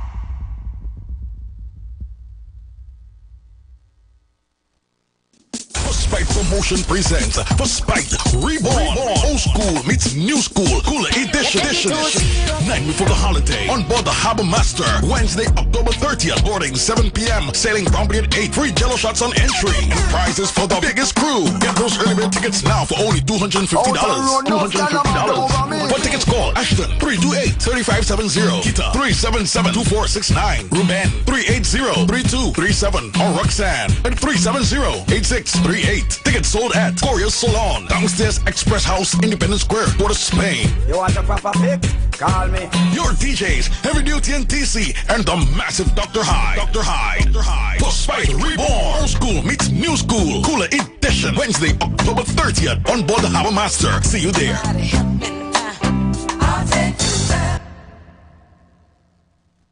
Young people of our nation, ignite your wellness journey with Nature's Touch Youth Health Caravan with Princess Omega and Associates. Prevent ill health today and reap the benefit of good health tomorrow. Join us every second and fourth Saturday of each month at 9:25 a.m. to 9:55 a.m., where we bring to you innovative health solutions. Invest in yourself today by ensuring that you're enjoying optimum health. We are located at number 3, 7th Avenue North via the Eastern Main Road, Barataria. For further information, please call or WhatsApp us at 868-310-8671 or 364-4464. Remember, at Nature's Touch, your health is our priority.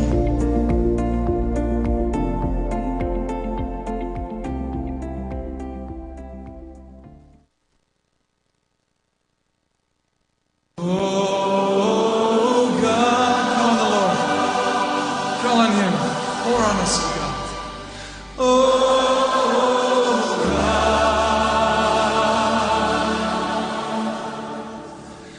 as we pray, oh You are invited to join Pastor Morris Johnson of the Church of the Firstborn Assembly Miracle Center, located at 399 Eastern Main Road, Guayco in Sangre Grande, for the Old Time Gospel Hour all-night prayer every Friday evening, 9 p.m. to 5 a.m. Designed with you in mind, this ministry deals with today's issues from a biblical perspective. You will be given the opportunity to call in and interact with us. Micah 6:8 says, He hath showed thee, O man, what is good and what doth the Lord require of thee, but to do justly, to love mercy, and to walk humbly with thy God. Your free will gifts and offerings will be greatly appreciated and can be sent through the First Citizens Bank, account 795-222, in the name of the Church of the Firstborn Assembly. For more information, please call 753-1113. May God richly bless you. the light of your glory. The Street 919 FM mobile app is now live. Keep in the loop with all your favorite programs. Be in the know first and carry us wherever you go. Listen and watch us live at the click of your fingertips. Download our mobile app now. Go in your favorite app store, whether it be Android or Apple, and type in The Street 919 FM. The Steam is coming. Tobago. Friday night is heated up and the steam is rising. Get ready. Steamy Friday every Friday. At Vibes, the event space, formerly known as Shade, 15 Mount Pleasant Boulevard, Port Accord. Tell me what you really want to do. With an all-star steamy DJ cast. Y'all ready? An unbeatable drink special. Want to level up? Grab one of our exclusive Cabana specials and take the vibes to another level. It all happens Steamy Friday every Friday, where the party never cools down. Big Steam on a Friday, only at Vibes, the event space. Iwer and Oscar B presents Breakfast Jam at Vibes Event Space, formerly Shade Nightclub, Sunday 27th October, 3 a.m. to 9 a.m. Featuring popular artiste and an all-star DJ cast. Early bird tickets $300. Breakfast inclusive. Tickets available on TicketFederation.com and Cache stores nationwide, or call 620-3057 or 684-4528. Breakfast Jam at Vibes Event Space. We don't read young, but we read from body. We read from body. Share the live. Share the live. The Street 919 FM on Facebook and Instagram. Share the live. Iowa George on Instagram. Share the live. Iowa TV and Street TV on YouTube. Share the live. The Street 919 FM. The views expressed are not necessarily the views of the management of the Street 919 FM. We are back. Today is a short day. We are already into the final hour. Yep. I know Heavy had a long afternoon here this afternoon. Yes. Right? I headed down for deal. Yeah. Yes, and I'm going straight down right now. So you done show all your video on earlier on? I have a video to play to see, very important. You have a video to play? Yeah. Well, I never see people cost so for this budget that we like. I feel like this budget was a Trinidad budget, Heavy. Yeah, the Guyanese budget? The Guyanese budget. Yeah. Everybody cussing. What they cussing for? It's good. Everybody cussing about this budget, Heavy. How them could get a budget so sweet, and how this, and them now start to get oil them now money. start to get oil money?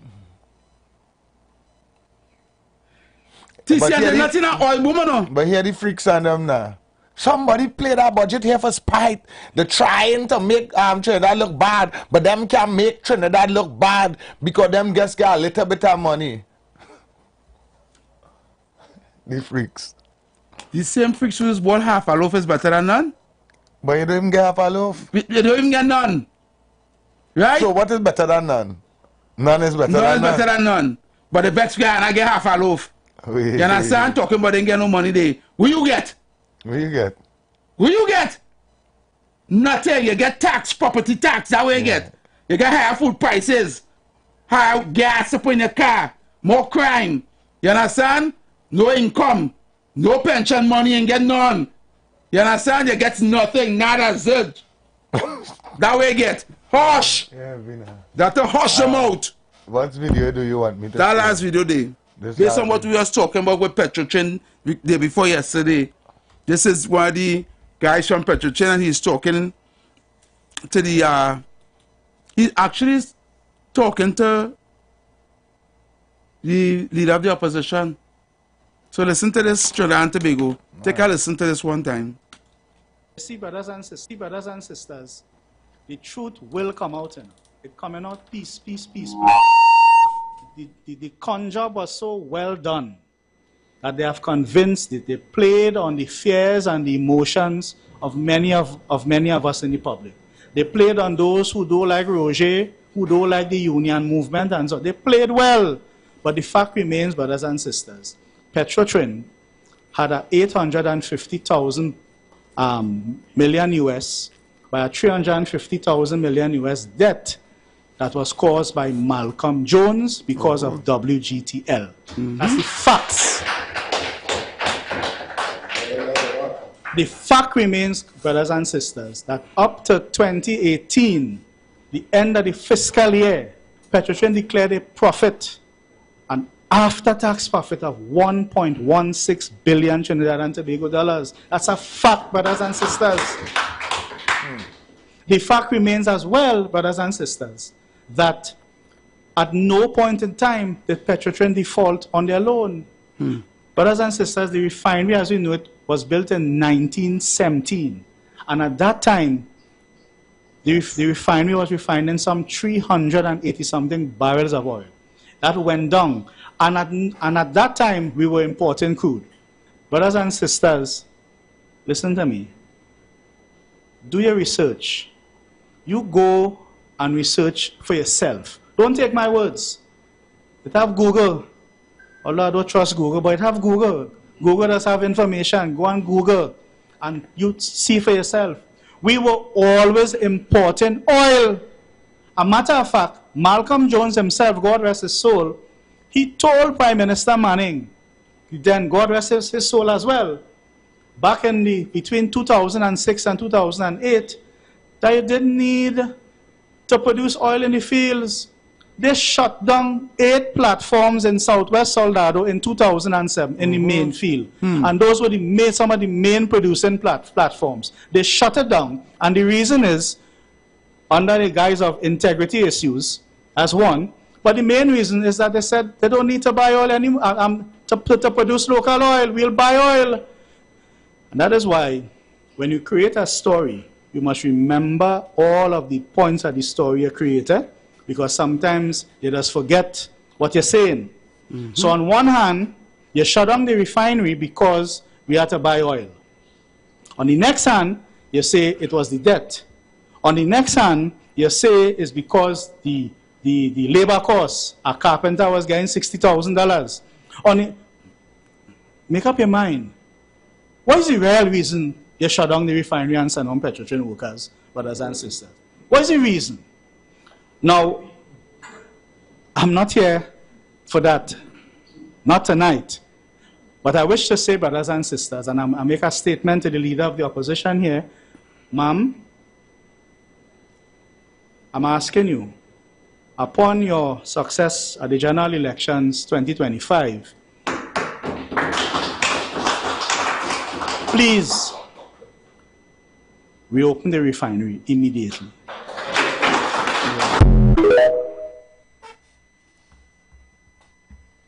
Yep. So Petrochin was making money, Yep. money. Yep. Right? And They had no reason to shut it down. Yeah. Right? That is why the president of Guyana can get the citizens' money. Another thing I have to ask myself, we played a video here with the tent rental fiasco. Right. And I was privy to some information that this board that is sitting there, right, on the Carnival NCC board. You know this board supposed to reshuffle every 2 years? No board member not supposed to be sitting more than 2 years. Okay. This board sitting 6 years now. You lie. The same board? What is it? It's not apply. It is. Come this on. board going on 6 years sitting. My God. When they supposed to be changing up this board every 2 years. Right? No board not supposed to be sitting for more than 2 years. This board sitting for 6 years. So they're breaking the rules then? That is why. So the question comes back to how much years now these people making money, this kind of money. Yeah. And these people is not even UNC, them is not even PNM people. Okay. Them is not even PNM people, Effie. Okay. But we just want to sit down here and cuss and defend the PNM. Right? When them do one tent rental, them making 2 million something. 22 million, 22 TC. million something. 22 million. You understand? 22 million something. Something. You understand? Almost 23. And we just sit down there and this board just sitting there giving people contract willy-nilly. Okay. You understand? Yep. Why haven't them reshuffle that board yet? Why isn't that board removed yet? Okay, because they want the people who's there to do what they have to do so they can make sure continue to get the money and they get a kickback. You understand? If they start to move around people, you understand? Then the person that they put in guaranteed to get them no kickback. And that's why Carnival going downhill. Correct. Them don't care about that. The Carnival looking just like the Emancipation Support Committee. Correct. Them don't care about that. Just put on something skeleton looking, right? Just put on something anyhow. Just put on anything. Just put it, yeah. Make sure a few band out there and thing, and so they could say that we spend money. Correct. That's all. That's it. Craziness in this country. Yeah, the craziness. Craziness is joke, TC. Craziness. Good afternoon, welcome.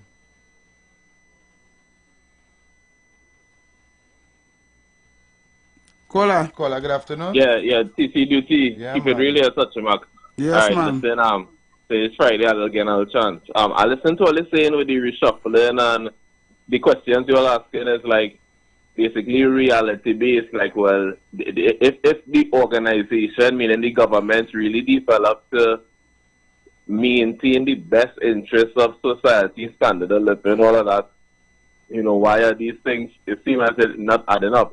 And, you know, touching back to hard to get employment and things, just my little opinion, you know, at the foundation of this is just not keeping it real, but it's a real broad topic, and that's why this show will continue to thrive, because questions present themselves all the time in all of these topics. Things do add up, right? And it long story short, it's not right for some people to be doing the right thing every single day, and some people making life hard for them, and then people suffering, people who doing good, trying to walk the straight and narrow, suffering. So and people doing that just so they could live good while you suffer, while you have a real hard time and thing. I don't think that right. And all right. So at the how we go treat with that, at some point, people who you live in the good life, whether it's the shy person in school, people teasing you, frustrating you, you had to realize you had to find that inner strength and just stick on the straight and narrow, boy. But I know I stray a little bit. In terms of the reshuffling and things, again, people speak up and things. We had the outlet here. We stay consistent on the topics. Once we need people to stay consistent, that's the first step. So keep up the good work, fellas. All the best. Yeah, man. Blessing. All right, keep it real. Yeah, man. Yeah, man. Keep it real.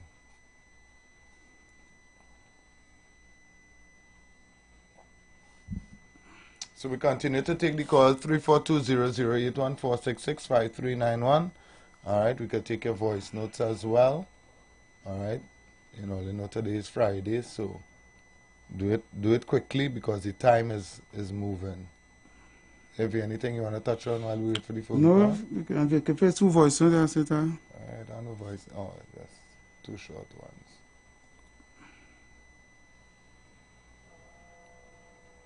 We had so much money, even the dog and the cat could have gotten $1 million each. That you can have money in the plane. Good afternoon, TC. Good afternoon, Evie. Why the biggest rental company 10 point down by on stage and thing by in the Caribbean? That person look like me and you know, TC. But they say because coming and fighting on the black man and them cussing the Indian and the Indian run over the bag of money. This evil wicked atlas the government. They came along Terrence coming on the election time. You see they give them out $2. But they get ready. You come and bring a maxi, bring out some roti, some red jersey and some flag. That's what they're voting for. Sort of oppression and wickedness. This year, brother Rich will say bye. Have a blessed weekend, bye. Love. Yes, man, KFC. So, TC, I hear a new talk right now. The talk is fighting down black people. Fighting down we own. TC, who be fighting down we own, boy? Eh? It's we that's fight down we own. It's we that's fight down we own. Okay. But I have a mark here, Heavy. I've been looking into something, right? And let me tell Trinidad and Tobago,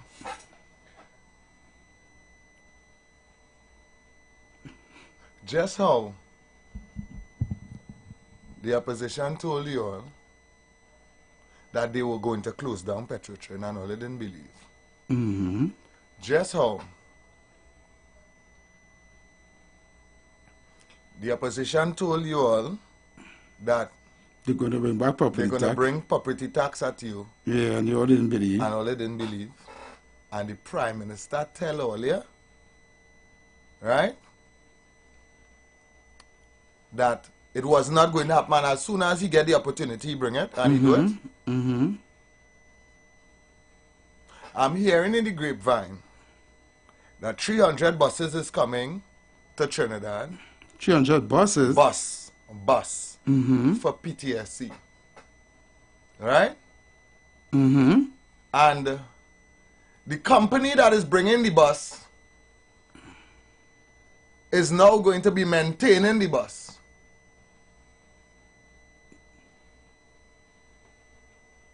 Right? Right now, they are stifling PTSC to make it look like it's not managed properly. Yes, so they could close it down. So they could say, listen, we're putting it into the conglomerate's hand. Yeah.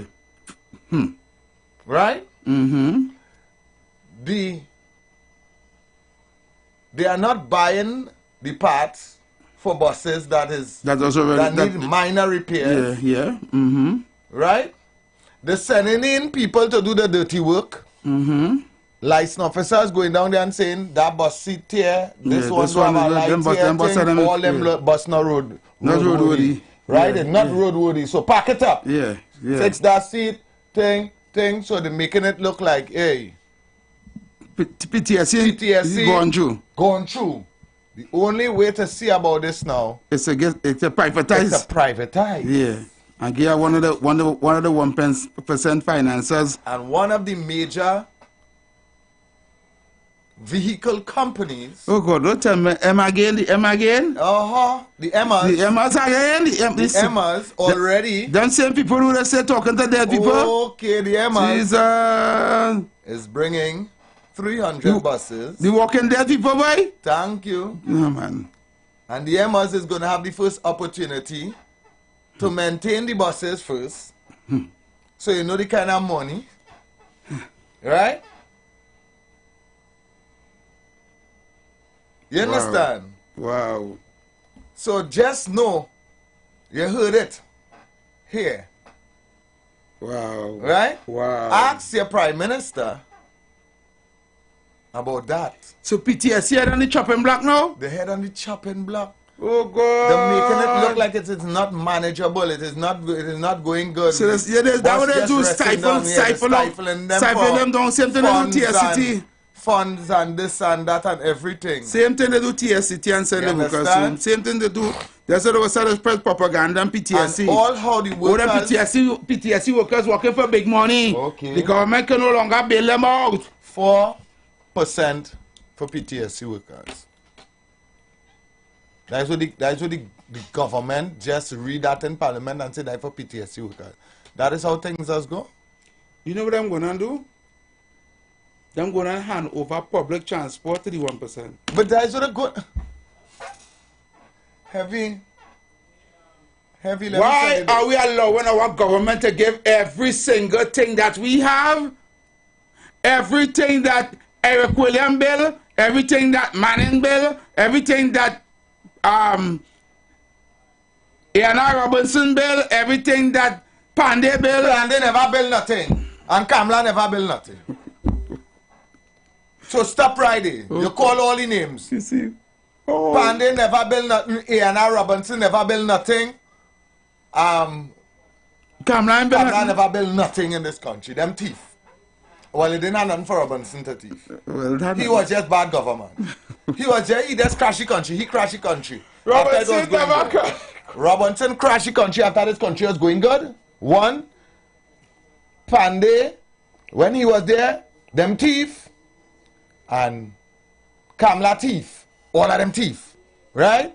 The only people built this country was Eric Williams, George Chambers, Patrick Manning, and now the greatest builder of all, Rowley.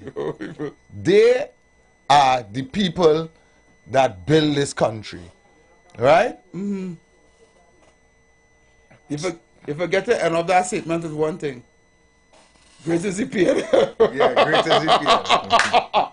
Sorry, greatest EPN. If I get to the end of all way down, say there? Yeah, greatest EPN. Greatest EPN. That way we get to say at the end, indeed. You understand? That way we get to say at the end, indeed. Yeah, greatest EPN. Oh, you're killing me, yes? You understand? So, I was saying all of that to say that any other government, or I should say political party, that is trying to do anything good for this country is not good for this country.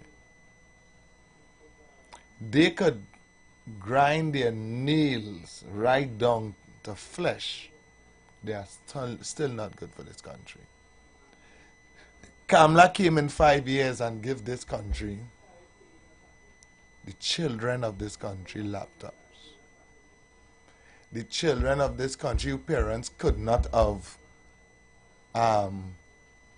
maintained them, they didn't have to run down no father in court. Right? Come on, all you get milk and pampers and whatever all you need. She was so for children, she decided we are going to build a whole children's hospital. Right? She did. You know why can't build a children's hospital, right?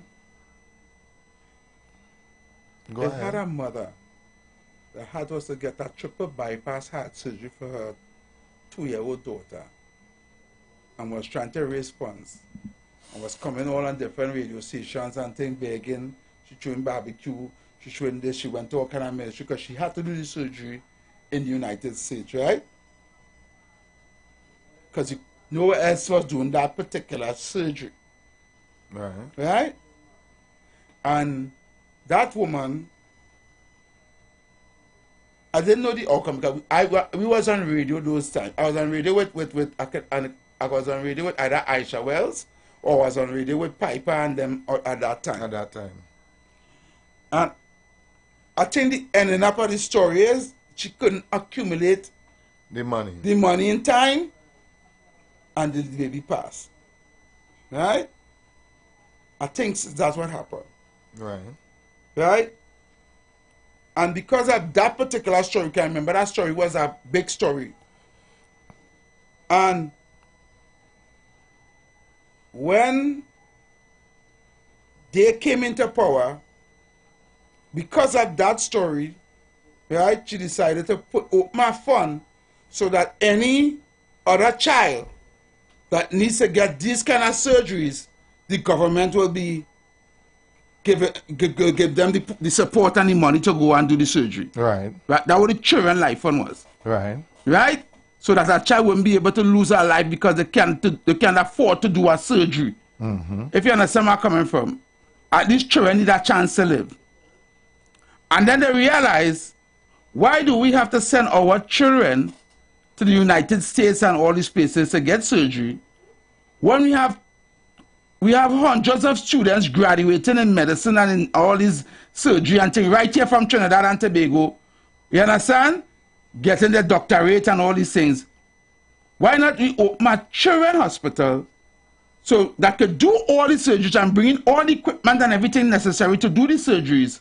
And then with that, we have our whole Caribbean diaspora with any children who want to get those surgeries done could now come to Trinidad Children's Hospital and get those surgeries done. And that was the purpose of that Children's Hospital and the Children Life Fund. We have a person. You taking the calls? Hi, good afternoon, welcome. UTMTC. Yes, sir. TC, I want to agree with you. Only the PNM do everything in Trinidad. When the PNM took over government from the colonial government, Trinidad and Tobago was only Bush. And it's the PNM who build the roads, PNM who do infrastructure, PNM who give education, PNM give healthcare, PNM do everything. So nobody else do nothing. And if people in Trinidad and in Tobago believe that hogwash, that stupidness, well, boy, something really wrong with them. Because I hear a man telling Heavy earlier on about PNM education. My degree don't have PNM on it. Okay. My degree have communications. My degree don't have that. My degree have IT on it. Check on it. Check it on it and see if it's not. It have nothing with PNM. Check on it and see if it's not PNM IT or PNM communication. See if it's about bodies in the corner, up in the corner of the paper there. No, it don't have that neither. My CXC passes don't have nothing with PNM, nothing with Balize. So when them fucker done just be calling this program and talking that sort of hogwash, you know something wrong. And one more thing, the Children Life Fund is so important. Mrs. Bisefa was pumping money into that. But you know this, according to KSC, this dirty, nasty PNM government just read a budget in Trinidad and Tobago and even put 25 cents into the Children's Life Fund. And I will bet you any money, when Mrs. Bisefa comes back into government as the Prime Minister, you will see a difference in the Children's Life Fund. You will see a difference in Petrotrin. Petrotrin will be reignited in Trinidad, right? And it will be taken away from all them 1%. And you see what the Prime Minister doing? He giving them in Parliament a sort of guy about he's ready to leave and stuff like that. Yeah. But he gonna leave a heritage that he gonna give everything to the 1% and to hell with all of we that is left behind. It's good for all your PNM. Do not come by my house and ask me for nothing. Don't ask me for no help. Don't ask me for nothing. Don't even ask me for all your vote because I'll not getting it. I am voting for the United National Congress and my whole family doing that. I God. Thank you so much for your call. All right, PH. To Oxford. Just imagine I will finally say 200,000 for each household in that country. And in we times when we had the real oil and gas here, each citizen could get $1 million, they say. So that is the kind of amount of money that we had here that was played with and stolen and wasted. $1 million per citizen. Yeah? $1 million per citizen. I imagine you just say that and people went wild. Yeah. Good afternoon, Effie. Good afternoon, TC. The Indian woman give the children laptop. Rowley and this evil, wicked PNM, they scrap the laptop and they give them 30 grams of weed. That's much of beggars and homelessness on the street. They used to smoking and they're going mad. They having nothing to eat. Suffering the people. IPL medication, keep your guns and dotish. Good afternoon, TC. The Indian woman give the children laptop. Rowley and this evil, wicked PNM, they scrap the laptop and they give them 30 grams of weed. That's much of beggars and homelessness on the street. They used to smoking and they're going mad. They having nothing to eat. Suffering the people. IPL medication, keep your guns and dotish. And what great is the PNM? Not me no every day. I don't know. The evil guys. You is the greatest. You get play of the day today. God, KFC, you get play of the day today. KFC, you get play of the day. You scrap the laptop and get your 30 grams of weed, yes? Caller, good afternoon. Welcome. Good afternoon, TC and Heavy. Hey, good afternoon, caller. What that guy in Guyana did, Ifan Ali, he showed Trinidad that Trinidad could have done that before and give everybody $1 million, right? With the kind of money we had and the wealth. Okay? But the people here want that. All they want is to jump behind a big truck, wave a valise and say great is the PNM. I'm hungry and suffering. Let's take care and have a good weekend. Thank you so much. Thank you so much. Oh, I missed the call. Caller, you can call me back. I missed your call. You can call me back. Tell the KFC, you win with that one, boy. Telling me? You win. So you get up to 30 grams of weed, yes? Yeah, well, you might say just scrap the laptop program and get 30 grams. You understand? He lie, no? You know he lie. No, but when you think about it, he spoke the truth. He spoke the truth, no? Yeah. He lie at all. About it, he talked the truth. He said they really scrapped the laptop program and get 30 grams and you're more happy with 30 grams, yeah? Yeah. Good afternoon, Heavy and TC, and to everybody out there. The child name is Kamal Ali. Jerry Nares was then the Minister of Health, and he refused to go back to cabinet to take a cabinet note to increase the amount of money for this child to get the operation, and the child ended up dying. And Mrs. Prasad Bisasa made that promise that no child would ever die again from lack of funding. No parent would never have to sell another barbecue to get that money to help their children. And that's when they established the Children's Life Fund. What has become of that fund is anybody guess. But I'll tell you something. Those people that sits on that board feel that they are God. Their decision is who should live and who shouldn't live. Because according to them, if a child, they know that a child is not going to survive, they're not releasing those funds. They play God with those children's lives. And today, up to today, we don't know what has become of that Children's Life Fund. And as for the next one, we're talking about PNM education, you would swear it's not our intelligence that made us progress. It was the PNM that made us progress.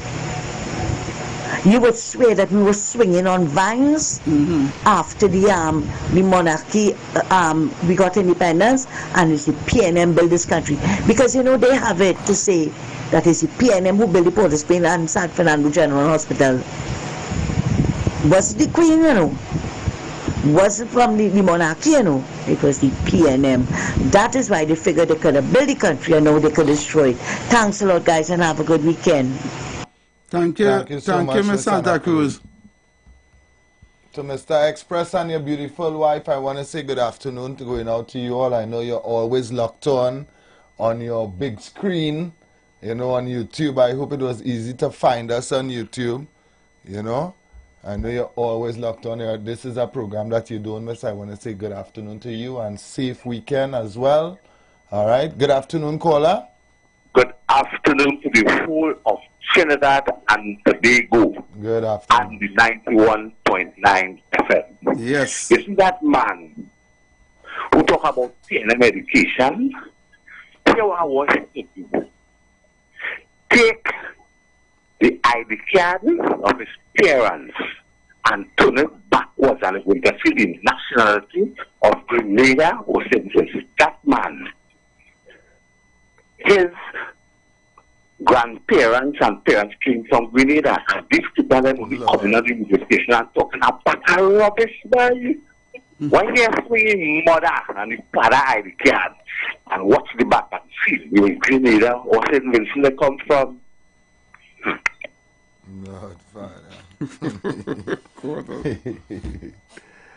Oh, Lord. Every TC, this country is so gone. Imagine two police officers when they take the police force to court, the police organization to court, because them organize a committee. Instead of the officers doing an exam to move up in the rank, them organize a committee to choose the officers and them to put them up in rank. Imagine that. Wow. This place gone. So which means that the police force heavily politicized. You understand?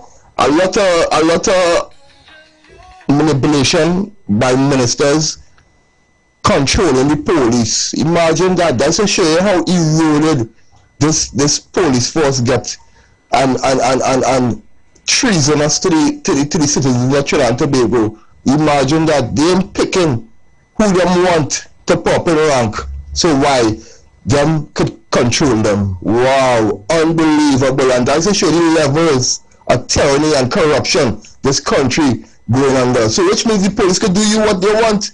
If the minister send the police behind you, them could make it look like you some criminal. And so that's to show you why this whole place had to falter and restart over.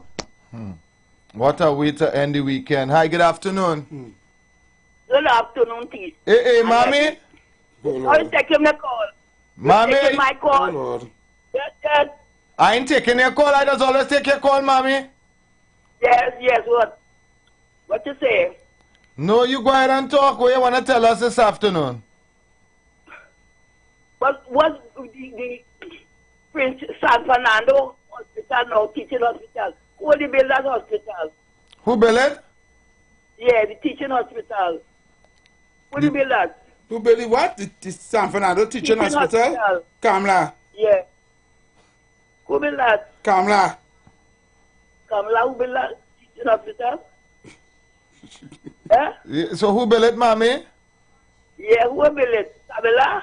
Well, that will have he said. That will have he said. The teaching hospital? The teaching hospital? Yes. Kamla.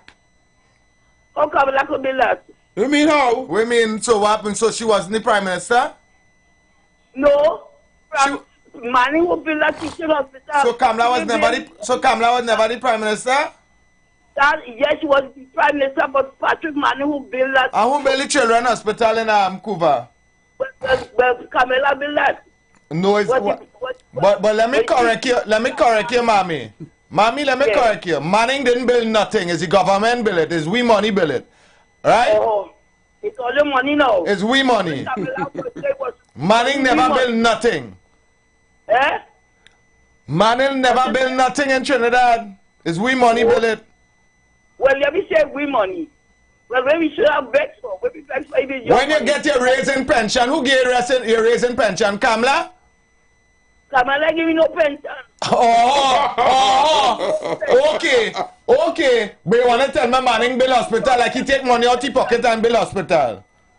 Eh? Manning take money out of his pocket and bill hospital? Well, so Kamala take money from the hospital bill. Well, don't call man tell me Manning bill nothing. Manning never bill nothing here. But let me leave it at that because Kamla give you 1,500 and Rowley again none. She give me no 1,500. She give me no money.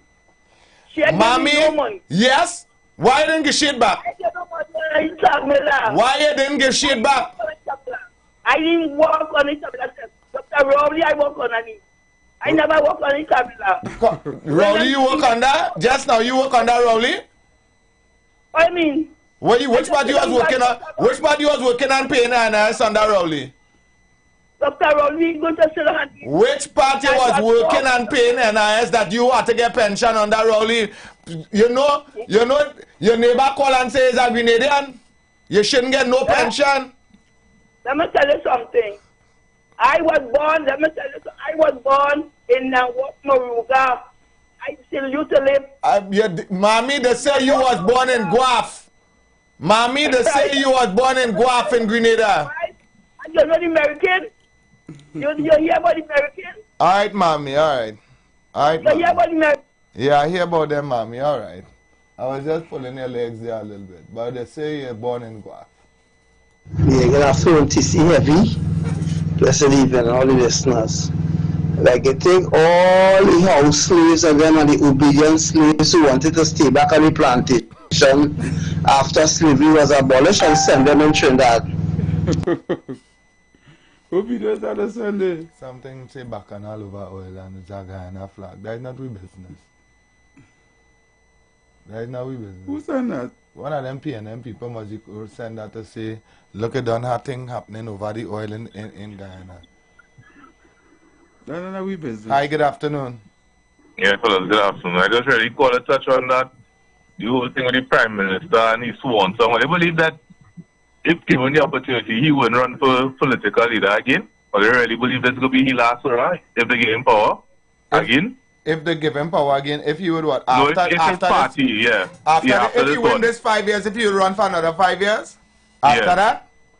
Yeah, well, he will step down. Well, I don't know. I don't know. Them men just want to die in office, but I don't believe that at all. You look like you're ready to step down right now. Well, I mean, how he operating in terms of not really caring about anything, but I mean, then the supporters cheering him on, so I don't know. But I do believe he will step down, man. If he get the opportunity, that is. Oh, alright. Right, first. Yeah, man. Yeah, brother. Caller, good afternoon. Welcome.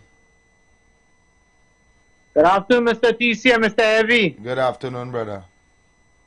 Pretty book, yeah, boy. I'm now tuning into all on YouTube, eh? Yes, Pretty book, what's going on? I did. The nice thing on YouTube, I could go back. Yeah, and see what I miss. Yeah. A nice thing. A real nice thing. I can see what Heavy played earlier when he now come on, but The San Fernando Teaching Hospital was initially designed as a parking lot. You understand? That was designed on a man in the park car. Right. And it was repurposed into what it is now.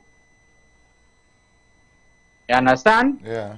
By who? That will end up being by the PP. Oh, all right.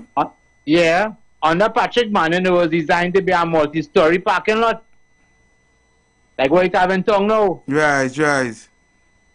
And you could redesign it now. Remember, I think, what's the lady who was in charge of Unicode at the time? I forget she name. She's a senator now on the UNC bench. Anyway.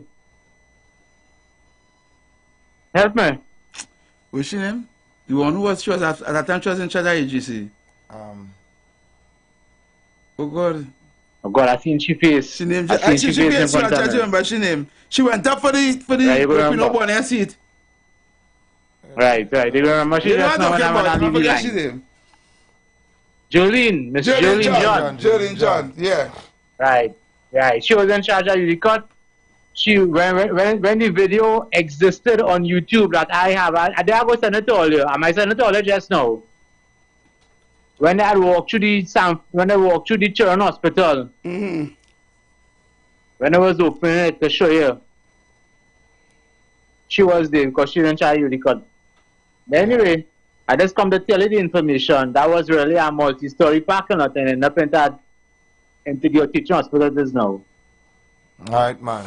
Thanks so much. Right? So if they use the Children's Hospital and the people don't like it because they like the government who build it, let them go in the sea.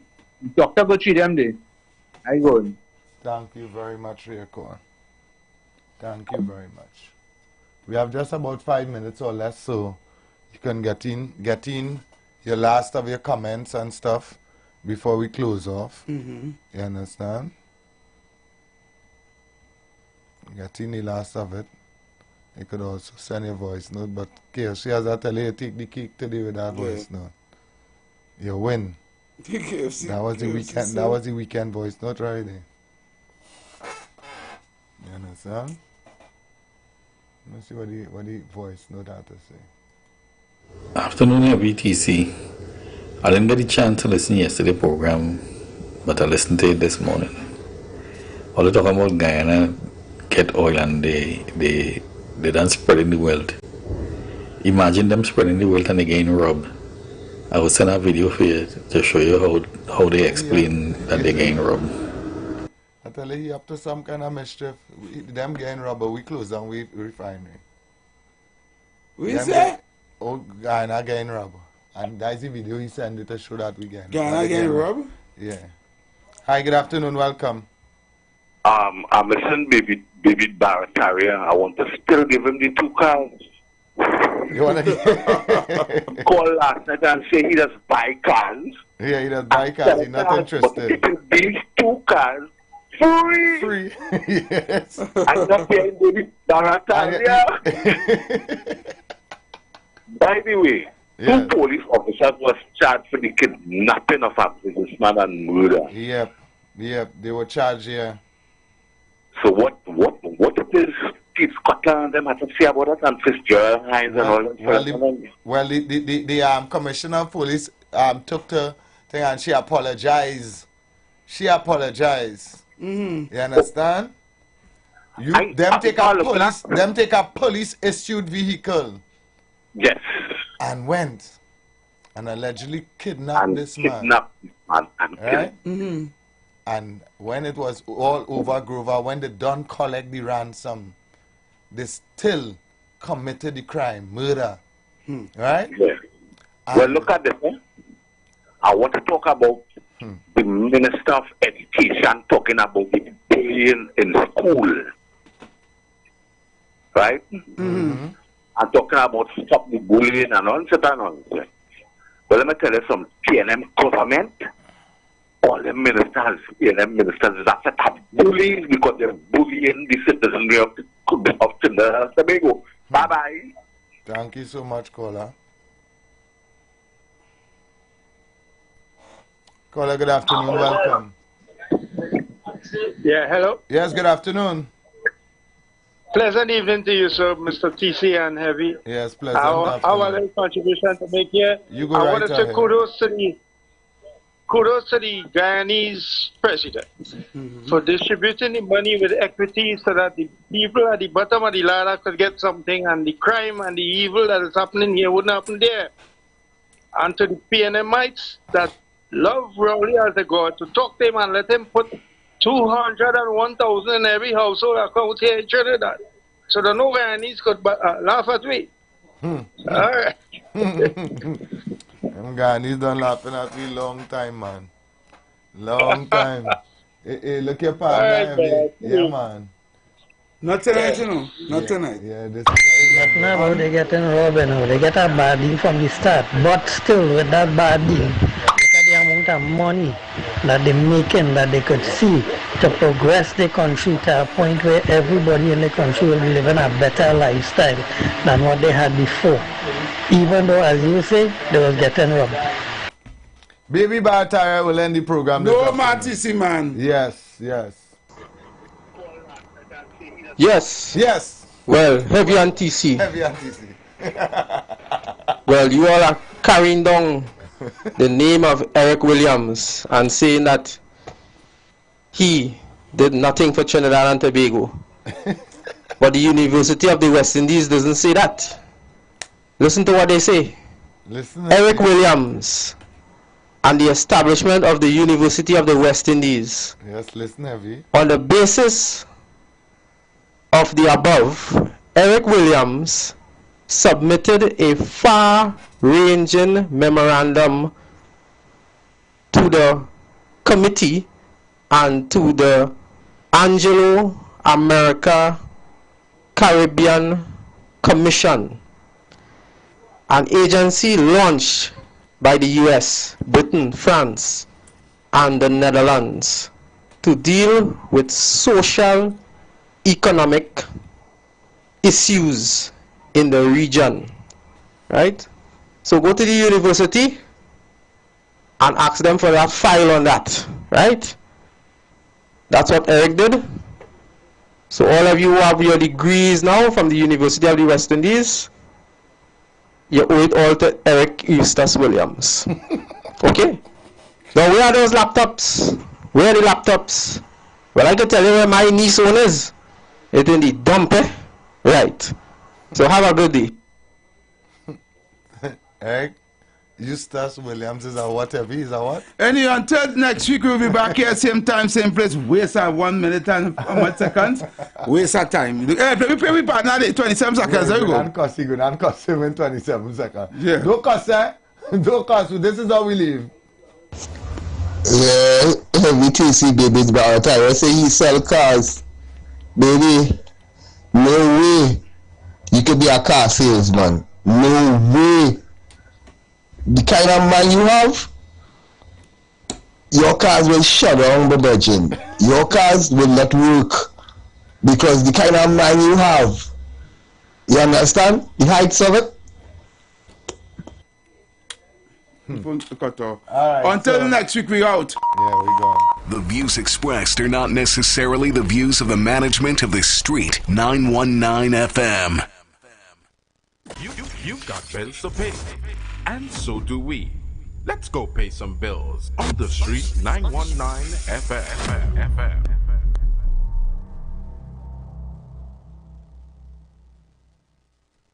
As we transition into summer, we continue to talk